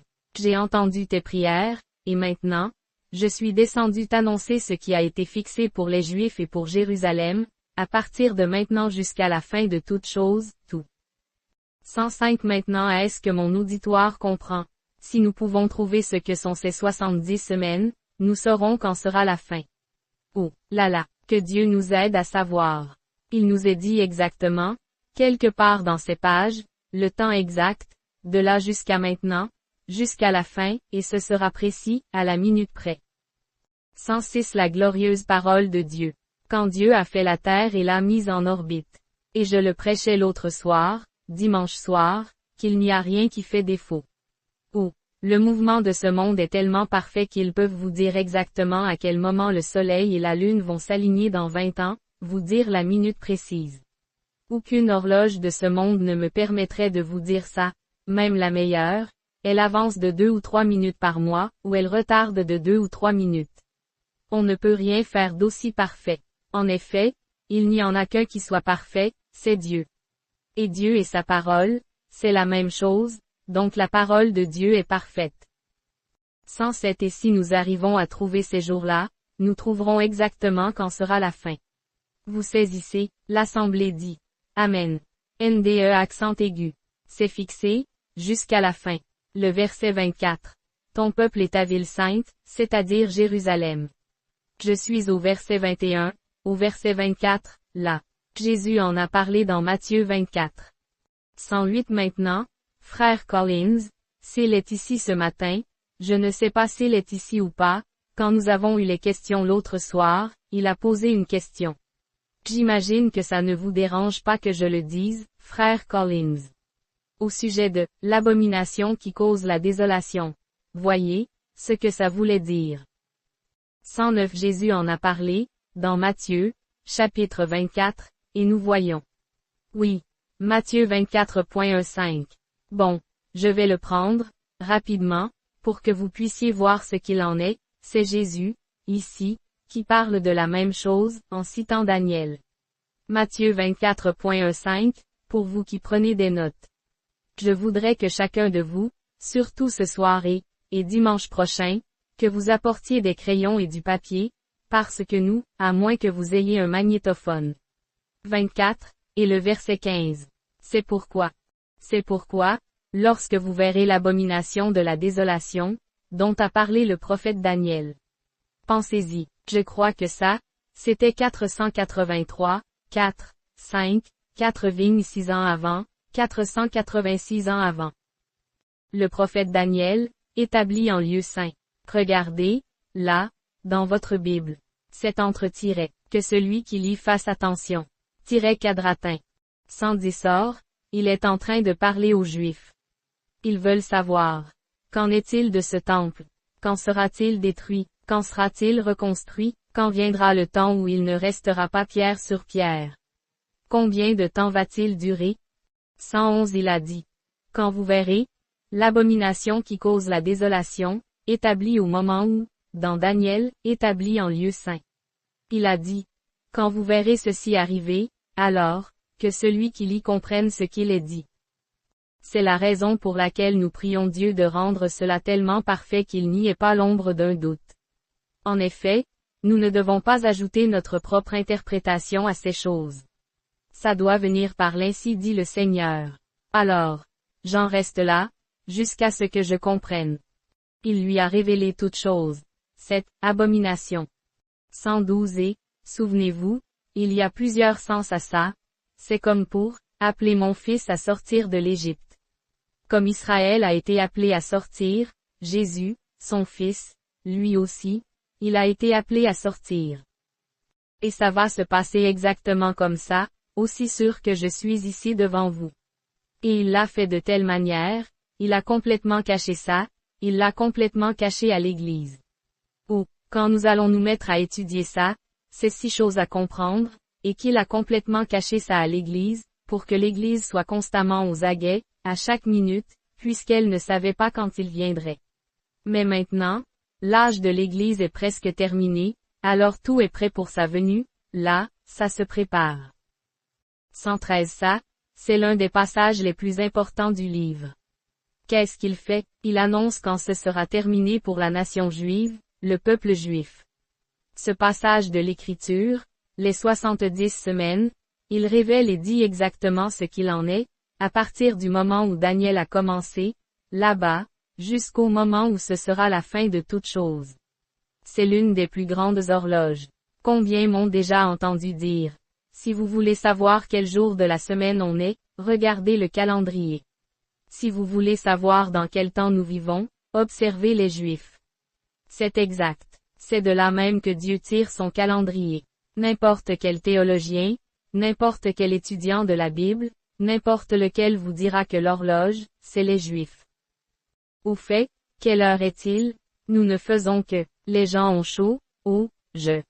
114 Ça n'a rien à voir avec les nations, les 7 sceaux, les 7 fléaux, les 7 malheurs, les 7 trompettes n'ont absolument rien à voir. L'Église des nations sera dans la gloire à ce moment-là. Rien à voir avec nous, l'Église des nations. Il ne s'agit là que d'Israël. Daniel, ton peuple, et Jérusalem. 115 bon, et il révèle le fait que Dieu traite seulement avec les Juifs quand ils sont dans leur patrie. Alléluia. Je pense que là, on vient de toucher le point fondamental. Les gens essaient toujours de compter à partir du moment où Israël était là, à l'époque de Daniel. Un grand auteur. Comme je sais qu'il y a de ses disciples assis ici, je ne le dirai pas. Mais c'est pour ça qu'ils ont eu toutes ces faussetés. 116 Savez-vous ce que les Milleristes, avant de devenir les Adventistes du 7e jour, ce qu'ils ont fait, là? En 1919, ils ont pris leurs ailes, vous avez tous vu ça dans le journal, Courier, et ils sont montés, là, pour s'envoler ce matin-là. Ils avaient déduit ça des 70 semaines de Daniel. Oui, les Milleristes. Plus tard, avec Amy Ellen White, qui était leur prophétesse, ils ont fait volte-face pour se donner le nom d'Adventistes du 7e jour. Et maintenant, ils ont changé de nom pour s'appeler la Voix de la prophétie. Voyez, 3 noms différents pour la même secte. 117 bon, mais ils avaient tort, parce qu'ils essayaient d'appliquer les 70 semaines, à la fois aux Juifs et aux gens des nations. Alors qu'ici il dit, c'est pour ton peuple. Et jamais Dieu n'a traité avec les Juifs quand ils n'étaient pas en Palestine. Et quand, au bout de 70, et 2 semaines, le Messie a été retranché pas pour lui-même. C'est pour nous qu'il a été retranché. Israël a été dispersé, et c'est seulement il y a quelques années qu'ils sont retournés dans leur patrie. Alors dans cette période-là, le temps n'a pas été compté pour l'âge de l'Église. Vous saisissez, l'Assemblée dit. Amen. NDE accent aigu.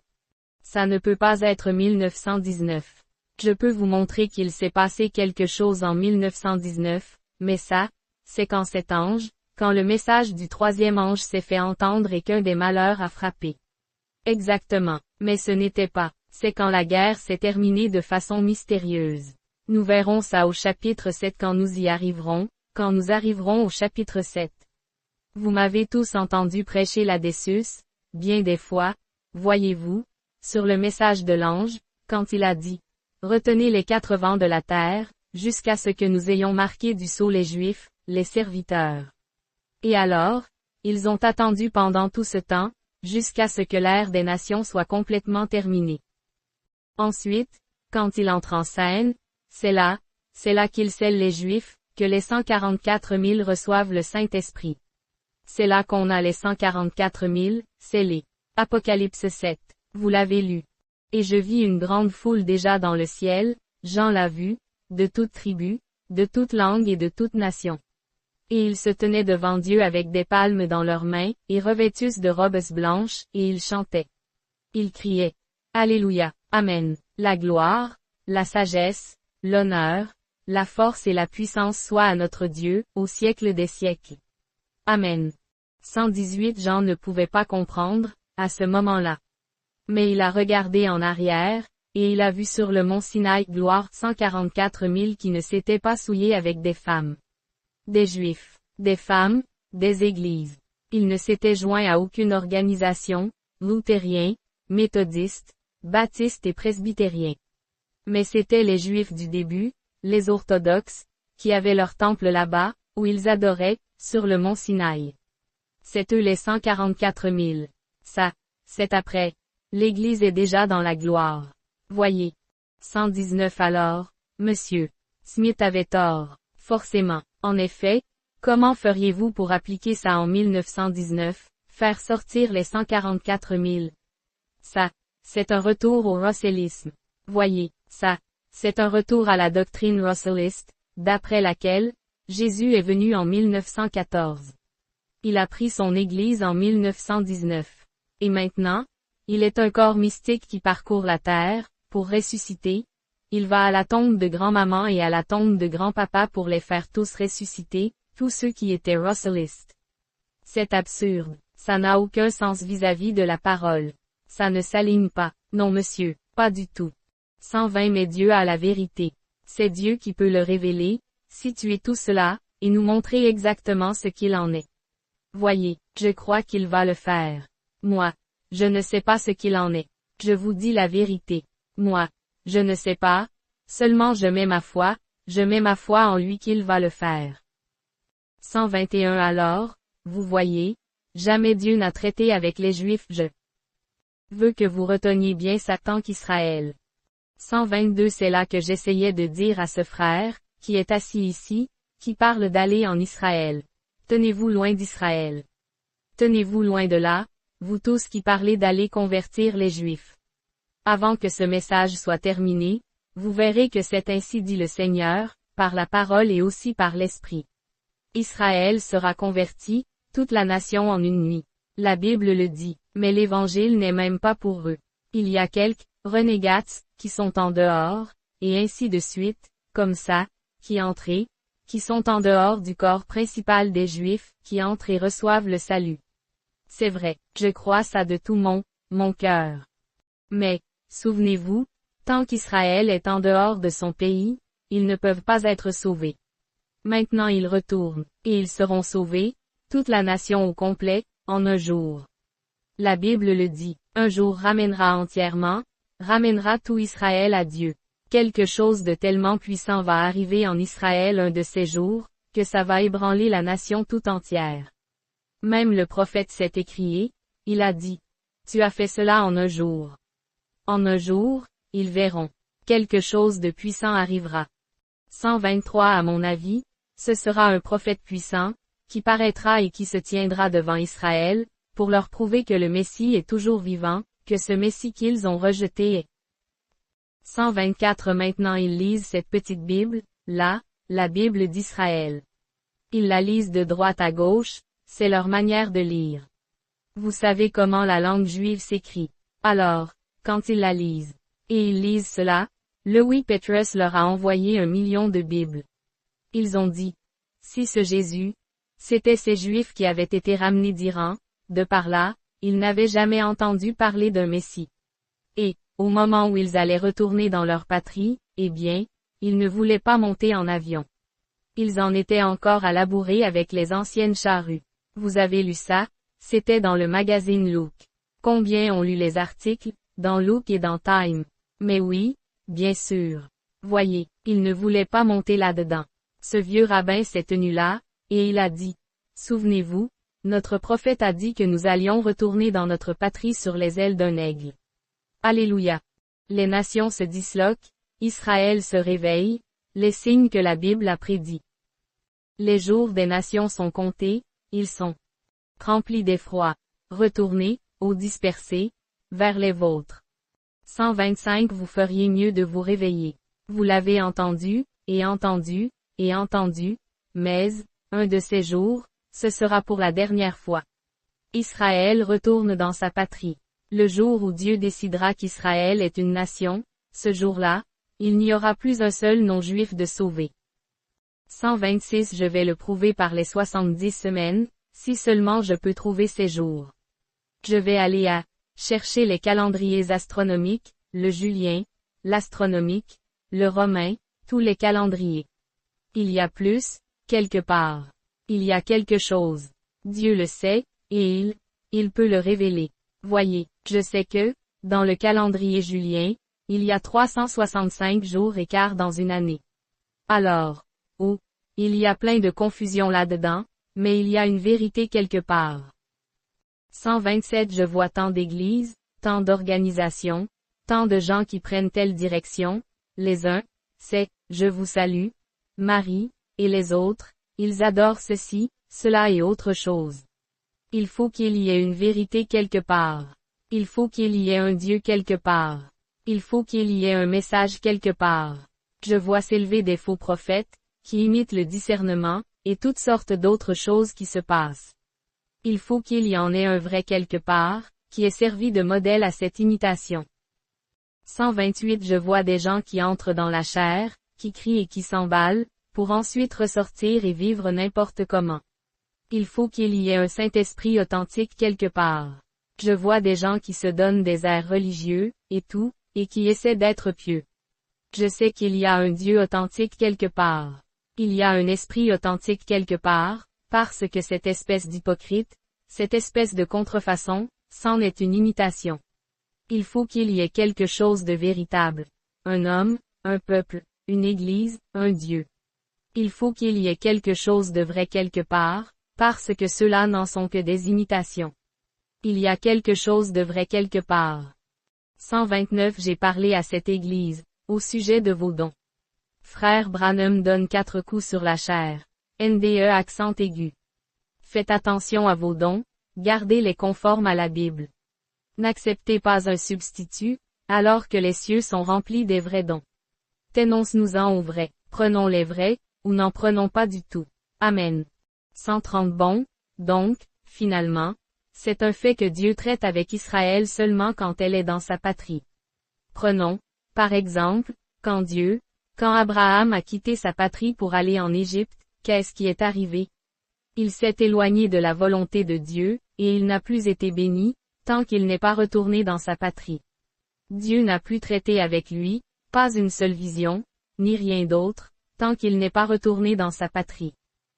131 Regardez Israël, quand ils ont été envoyés en Égypte, pour 400 ans. Il n'est pas arrivé un seul miracle, pas un seul signe, pas la moindre chose au milieu d'eux, il n'y a rien de mentionné dans l'histoire du livre. Toujours le même train-train. Aller à l'église, offrir l'agneau, dire un « Je vous salue », Marie, ou ce qu'il fallait dire, et retourner. L'année suivante. C'est pareil. Les prêtres, ils étaient tous là à se disputer. Le rabbin un tel. On va élire le rabbin un tel. Il a fait plus d'études. Il connaît mieux les Égyptiens. Et, bientôt, les Égyptiens et eux, ils étaient tous pareils. 132 C'est exactement ce qui est arrivé à l'Église. Nous sommes tous faits méthodistes, baptistes, presbytériens. Et nous, on est diplômés de Hartford. On est diplômés de Wheaton. On est diplômés de quelque part ailleurs, ou de Bob Jones. On est licencié en lettres. On a un doctorat en théologie, un doctorat en droit, ou autre chose. Et ça donne quoi au bout du compte? Un tas d'absurdités. C'est comme ça que ça se passait en Égypte. Et jamais Dieu n'a traité avec Israël, tant qu'elle n'est pas retournée dans sa patrie. 133 Écoutez-moi, ainsi dit le Seigneur, Dieu ne traitera pas avec son Église, tant qu'elle ne reviendra pas dans sa patrie, le message de l'heure. Revenez à l'original, laissez tomber vos idées méthodistes, baptistes, presbytériennes, des pétécotistes, des assemblées, des unitaires, des trinitaires, de la quintuplité, et quoi encore, l'Église de Dieu, les Nazaréens, les pèlerins de la sainteté, l'Église de Christ, tous des mouvements antichrist. Et je me rends bien compte que ceci va partout dans le monde. Tous dans l'erreur, tous du diable. Oh, là, il y a des hommes saints dans chacun d'eux, il y a des gens saints dans chacun de ces mouvements. Mais l'organisation elle-même n'est pas de Dieu, et Dieu ne la bénira jamais. Il ne l'a jamais fait.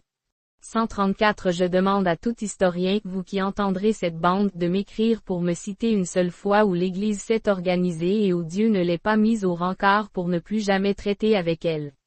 Dites-moi quand il a jamais redonné du souffle aux luthériens, aux wesleyens, aux méthodistes, ou aux pétécotistes. Jamais. L'organisation est restée là, à se corrompre et à pourrir. Dieu a pris des individus, et il a essayé de montrer aux gens le chemin vers la patrie. Et alors, ces individus, tellement faibles et tellement efféminés, avec leur diplôme, là, qu'ils ont organisé une autre organisation, ce qui a donné un fils de l'enfer, 2 fois plus qu'au départ. 135 Mais quelque part, assurément, Jéhovah a un homme sur lequel il peut mettre la main, qui ne fera aucun compromis avec ces organisations impies, qui ramènera les gens au rocher, Jésus-Christ, qui les ramènera à la Pentecôte originelle et au Saint-Esprit originel, avec les signes originels et les prodiges originels. Assurément, il en a un quelque part, qui ne va pas céder sous le poids d'aucune persécution, qui ne va pas abandonner, démissionner, flancher, ni rien d'autre, qui tiendra ferme. Dieu ne bénit jamais Israël, tant qu'elle n'est pas dans sa patrie. 136 Dieu ne vous bénira jamais comme méthodiste, baptiste, presbytérien, catholique, ou comme pèlerin de la sainteté, nazaréen, de l'Église de Christ, ou d'une organisation pétécotiste. Sur cette voie-là, il ne vous bénira jamais. Revenez à la patrie, au commencement, revenez à l'expérience de Pentecôte, telle qu'elle s'est produite le jour de la Pentecôte, quand la puissance du Dieu vivant a transformé ces milliers de gens, et a enflammé leur cœur du feu de Dieu, qui montrait des signes authentiques, pas des imitations, pas un genre de télépathie arrangée, pas un semblant de quelque chose, et que ça devienne une vraie foire d'empoigne, comme ce qu'on a en Amérique. À qui la plus grande tente? Ou, à qui la foule la plus nombreuse? Qu'est-ce que ça peut bien changer? Ça, pour Dieu, ce qu'il veut, c'est des gens au cœur honnête, pas des grandes foules. Et ici, on se trouve au milieu d'une vraie foire d'empoigne. Quelle honte! Essayer d'ajouter 1 millier de membres à notre organisation. C'est une honte. Il veut que nous revenions à la vérité, que nous revenions à l'esprit, que nous revenions à la lumière juste, que nous revenions au chemin en Christ, que nous revenions à la vérité. Comment pourra-t-il jamais nous bénir sur la voie que nous suivons? Il ne le fera pas. 137 Il n'a jamais béni Israël, tant qu'ils ne sont pas retournés au pays promis. Et quand ils sont rentrés au pays promis, des signes et des prodiges ont commencé à se produire. Il leur a envoyé, au milieu d'eux, un homme du nom de Moïse. Et ESTCE que Moïse s'est présenté là avec une théologie très raffinée. Est-ce qu'il s'est présenté là avec un diplôme de licencié en lettres? Est-ce qu'il s'est présenté là avec un doctorat en droit, un doctorat en philosophie? Il s'est présenté là avec la puissance de Jéhovah, et avec un message. Retournez de ce pays-ci à la patrie.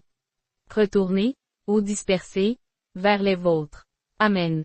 138 Voilà bientôt 2000 ans que les Juifs sont hors de leur patrie, dispersés aux 4 vents de la terre. Ce message, nous pourrions le faire durer des semaines, si nous devions entrer dans les détails.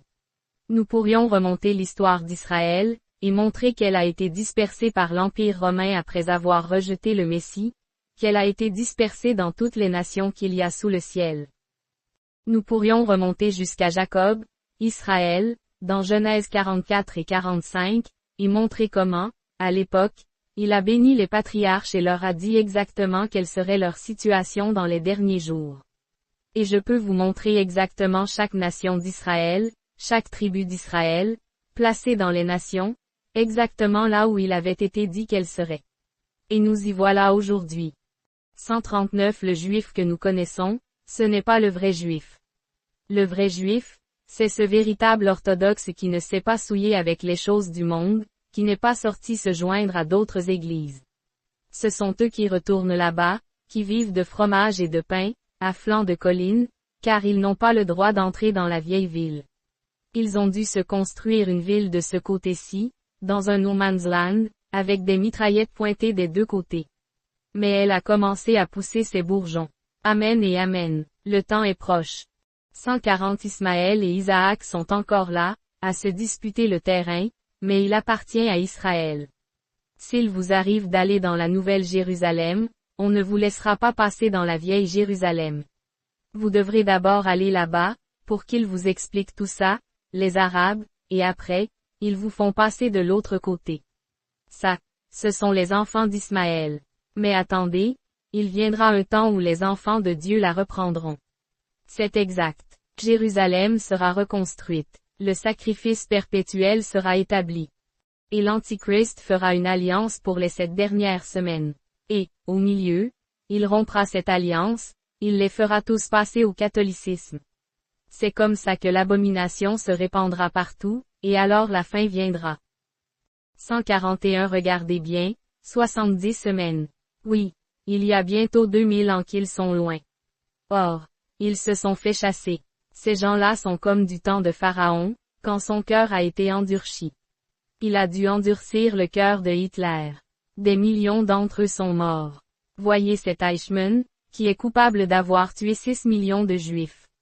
6 millions d'âmes, d'êtres humains, des bébés, des enfants, des adultes, tous mis à mort.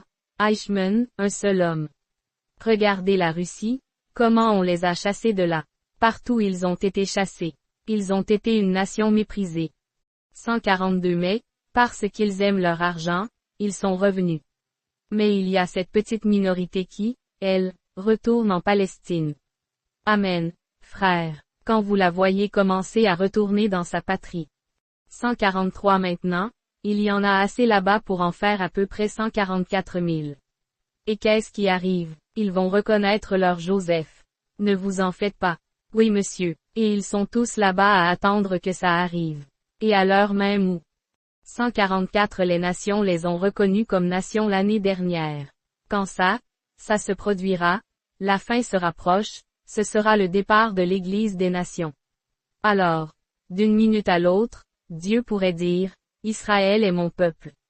À ce moment-là, ce sera terminé pour les nations. 145, ils fouleront aux pieds, a dit Jésus, dans Matthieu 24. L'abomination qui cause la désolation. Ils fouleront aux pieds les murailles de Jérusalem, jusqu'à ce que la dispensation des nations soit terminée. Une fois celle-ci terminée, alors les Juifs retourneront dans Jérusalem, pour rétablir le temple et le culte dans le temple.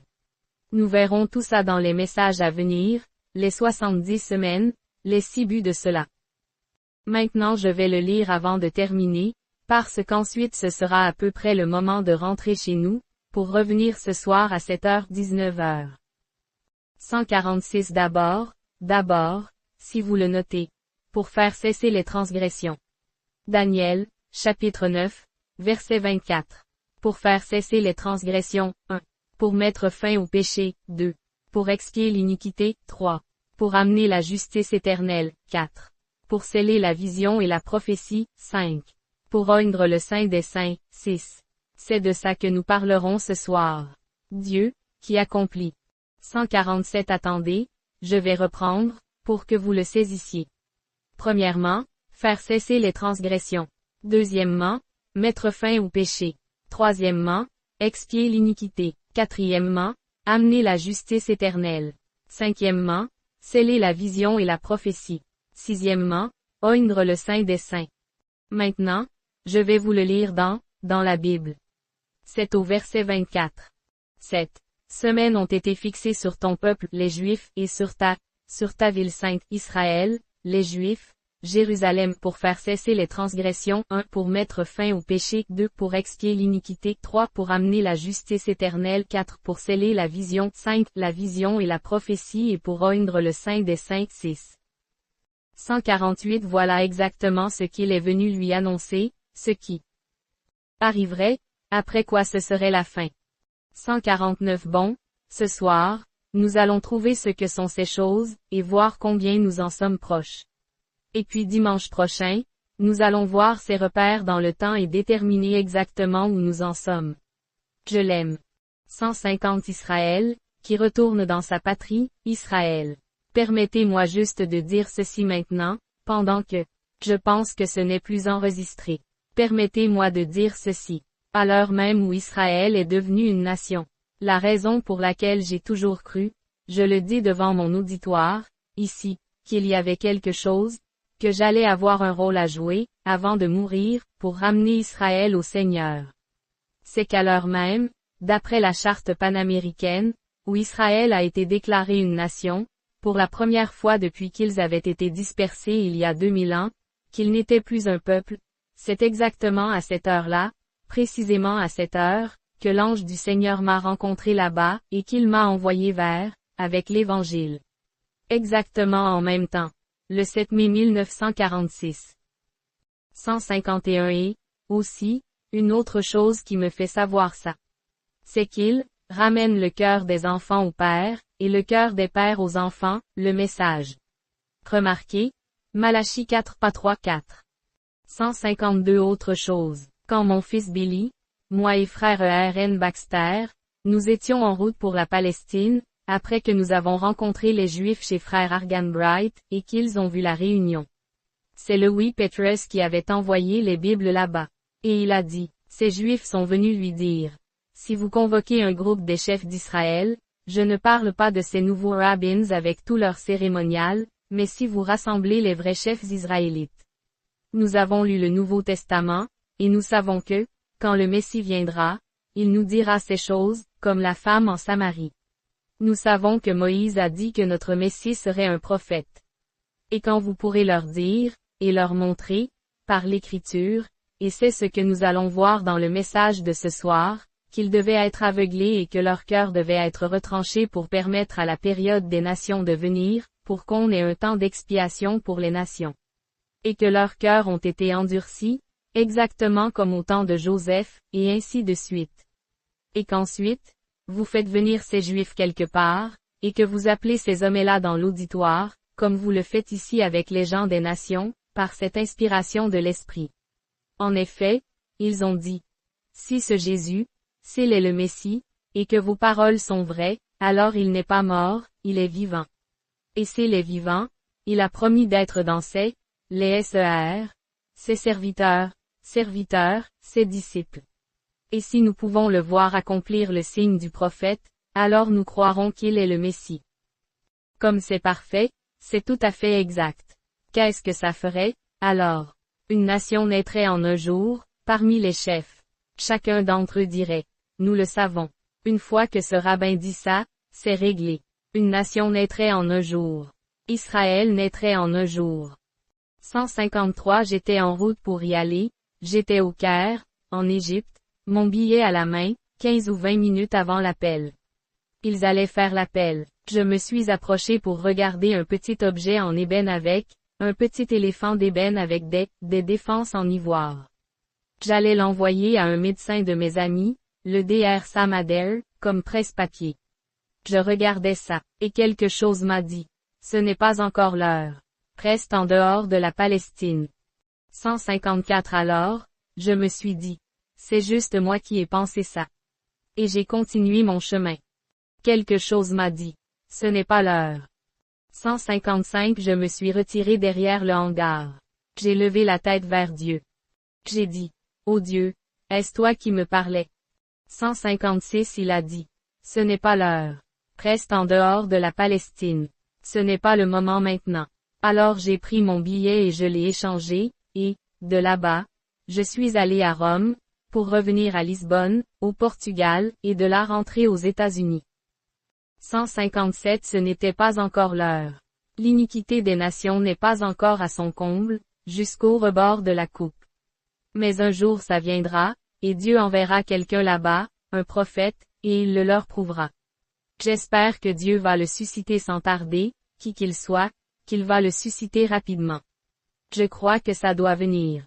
C'est pour ça que nous faisons cette étude, parce que nous en sommes tellement proches. 158 Et, souvenez-vous, à l'instant même où les Juifs reçoivent Christ, l'Église des nations est partie. Alors les nations voient les fléaux être déversés sur eux, la tribulation.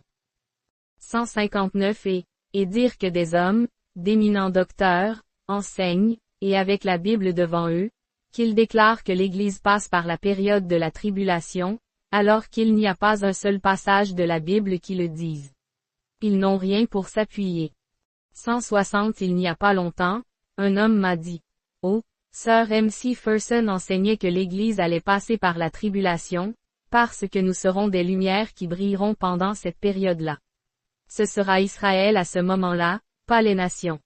Ceux des nations seront déjà partis, l'Église. Eux n'ont pas du tout à passer par la tribulation. Le dragon fit jaillir de l'eau de sa bouche, chapitre 17, et il fit la guerre au reste, les vierges endormies. Pas, la vraie Église, elle est partie. Elle est déjà au souper des noces, pour la période où il y aura le souper des noces, la dernière semaine. Et c'est là que la tribulation prend pied, avec les sauterelles, et les persécutions qui s'élèvent contre les églises, les choses comme ça. Et puis, à la fin, au chapitre 19, la voilà qui arrive avec son époux. Alléluia, roi de rois et seigneur des seigneurs. Son vêtement teint de sang, et l'armée céleste qui l'accompagne sur des chevaux blancs. C'est là qu'elle arrive, pour prendre sa place pour le millénium. Amen. Oh. Béni soit le nom, oh, béni soit le nom, béni soit le nom du Seigneur. Béni soit le nom, oh, béni soit le nom, béni soit le nom du Seigneur. Jésus est le nom, Jésus est le nom. Jésus est le nom du Seigneur. Jésus est le nom, oh, Jésus est le nom. Jésus est le nom du Seigneur. Glorifiez son nom, oh, glorifiez son nom, oh, glorifiez le nom du Seigneur. Glorifiez le nom, oh, glorifiez le nom, glorifiez le nom du Seigneur. 161 Comment faites-vous cela? Rendez le glorieux dans votre vie. Vivez une vie telle qu'on puisse dire, voilà un serviteur de Christ. C'est comme ça que vous glorifiez le nom. Voyons un peu. Oh, vous l'aimez, n'est-ce pas? L'assemblée dit. Amen. NDE accent aigu. Oh, là là. Maintenant, notre petit chant. Dans une crèche, il y a longtemps, et je sais que. C'est vrai, un enfant naquit pour sauver les hommes de leurs péchés. Jean le vit sur le rivage, un agneau pour tous les âges. Cet agneau avec les 7 sceaux, le seul dans le ciel et sur la terre, qui a pu prendre le livre. Dans une CRE accent grave. Dans une crèche, il y a longtemps, et je sais que. C'est vrai, un enfant naquit pour sauver les hommes de leurs péchés. Jean le vit sur le rivage, l'agneau pour tous les âges. Oh, béni soit le nom du Seigneur.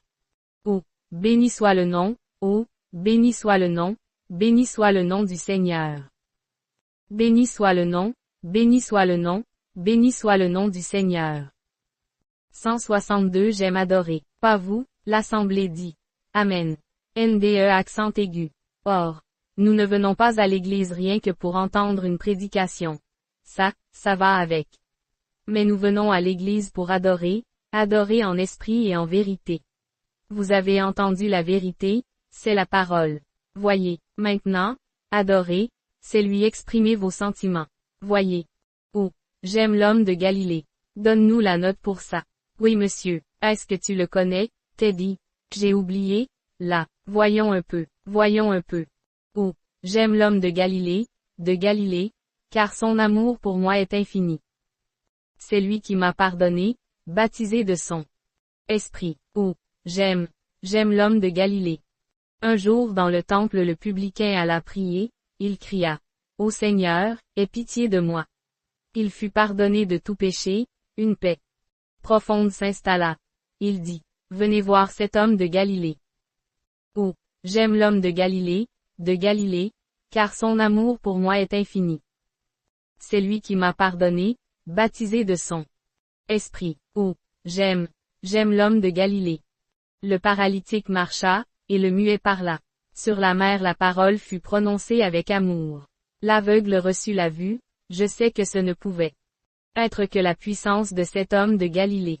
Oh, j'aime l'homme de Galilée, car son amour pour moi est infini. C'est lui qui m'a pardonné, baptisé de son esprit. Oh, j'aime l'homme de Galilée. Écoutez bien celui-ci. À la femme au puits il dit tous ses péchés, lui dit qu'elle avait alors 5 maris. C'est bien lui. Elle fut pardonnée de tout péché, elle reçut la paix profonde. Et elle cria. Venez voir cet homme de Galilée. Oh, j'aime l'homme de Galilée, car son amour pour moi est infini.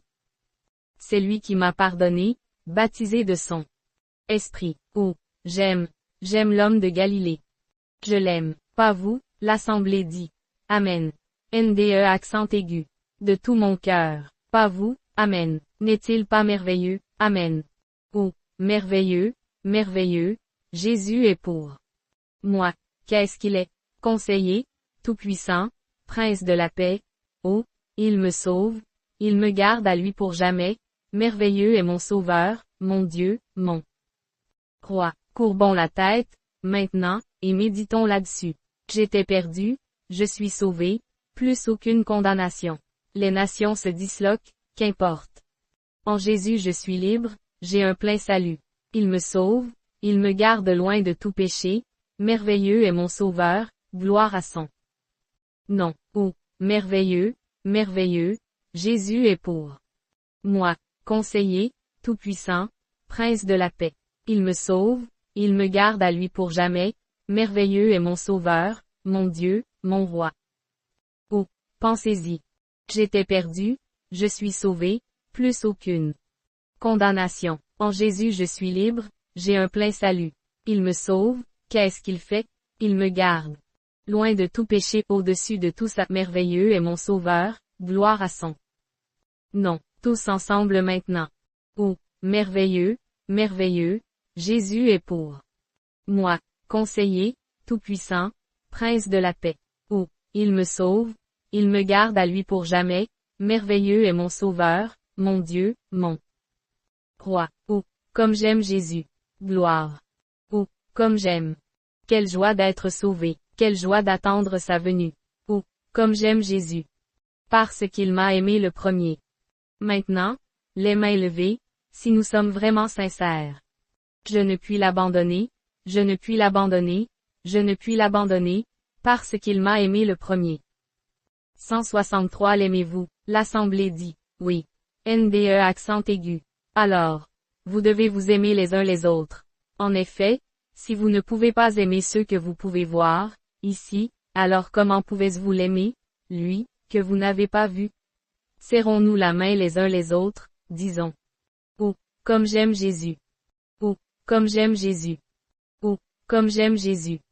Parce qu'il m'a aimé le premier. Je ne puis lever les mains vers lui.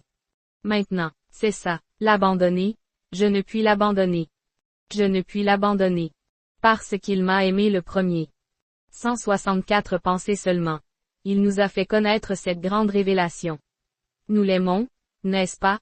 L'Assemblée dit. Amen. NDE accent aigu. N'est-il pas merveilleux? Amen. Combien nous sommes reconnaissants pour notre Seigneur Jésus. Il ne nous abandonnera jamais. Voici, je suis avec toi tous les jours, jusqu'à, est-ce que ça vous plaît, les 70 semaines de Daniel. Amen. Oh, nous l'aimons, n'est-ce pas? Qu'est-ce que ça produit? Ma foi regarde à toi.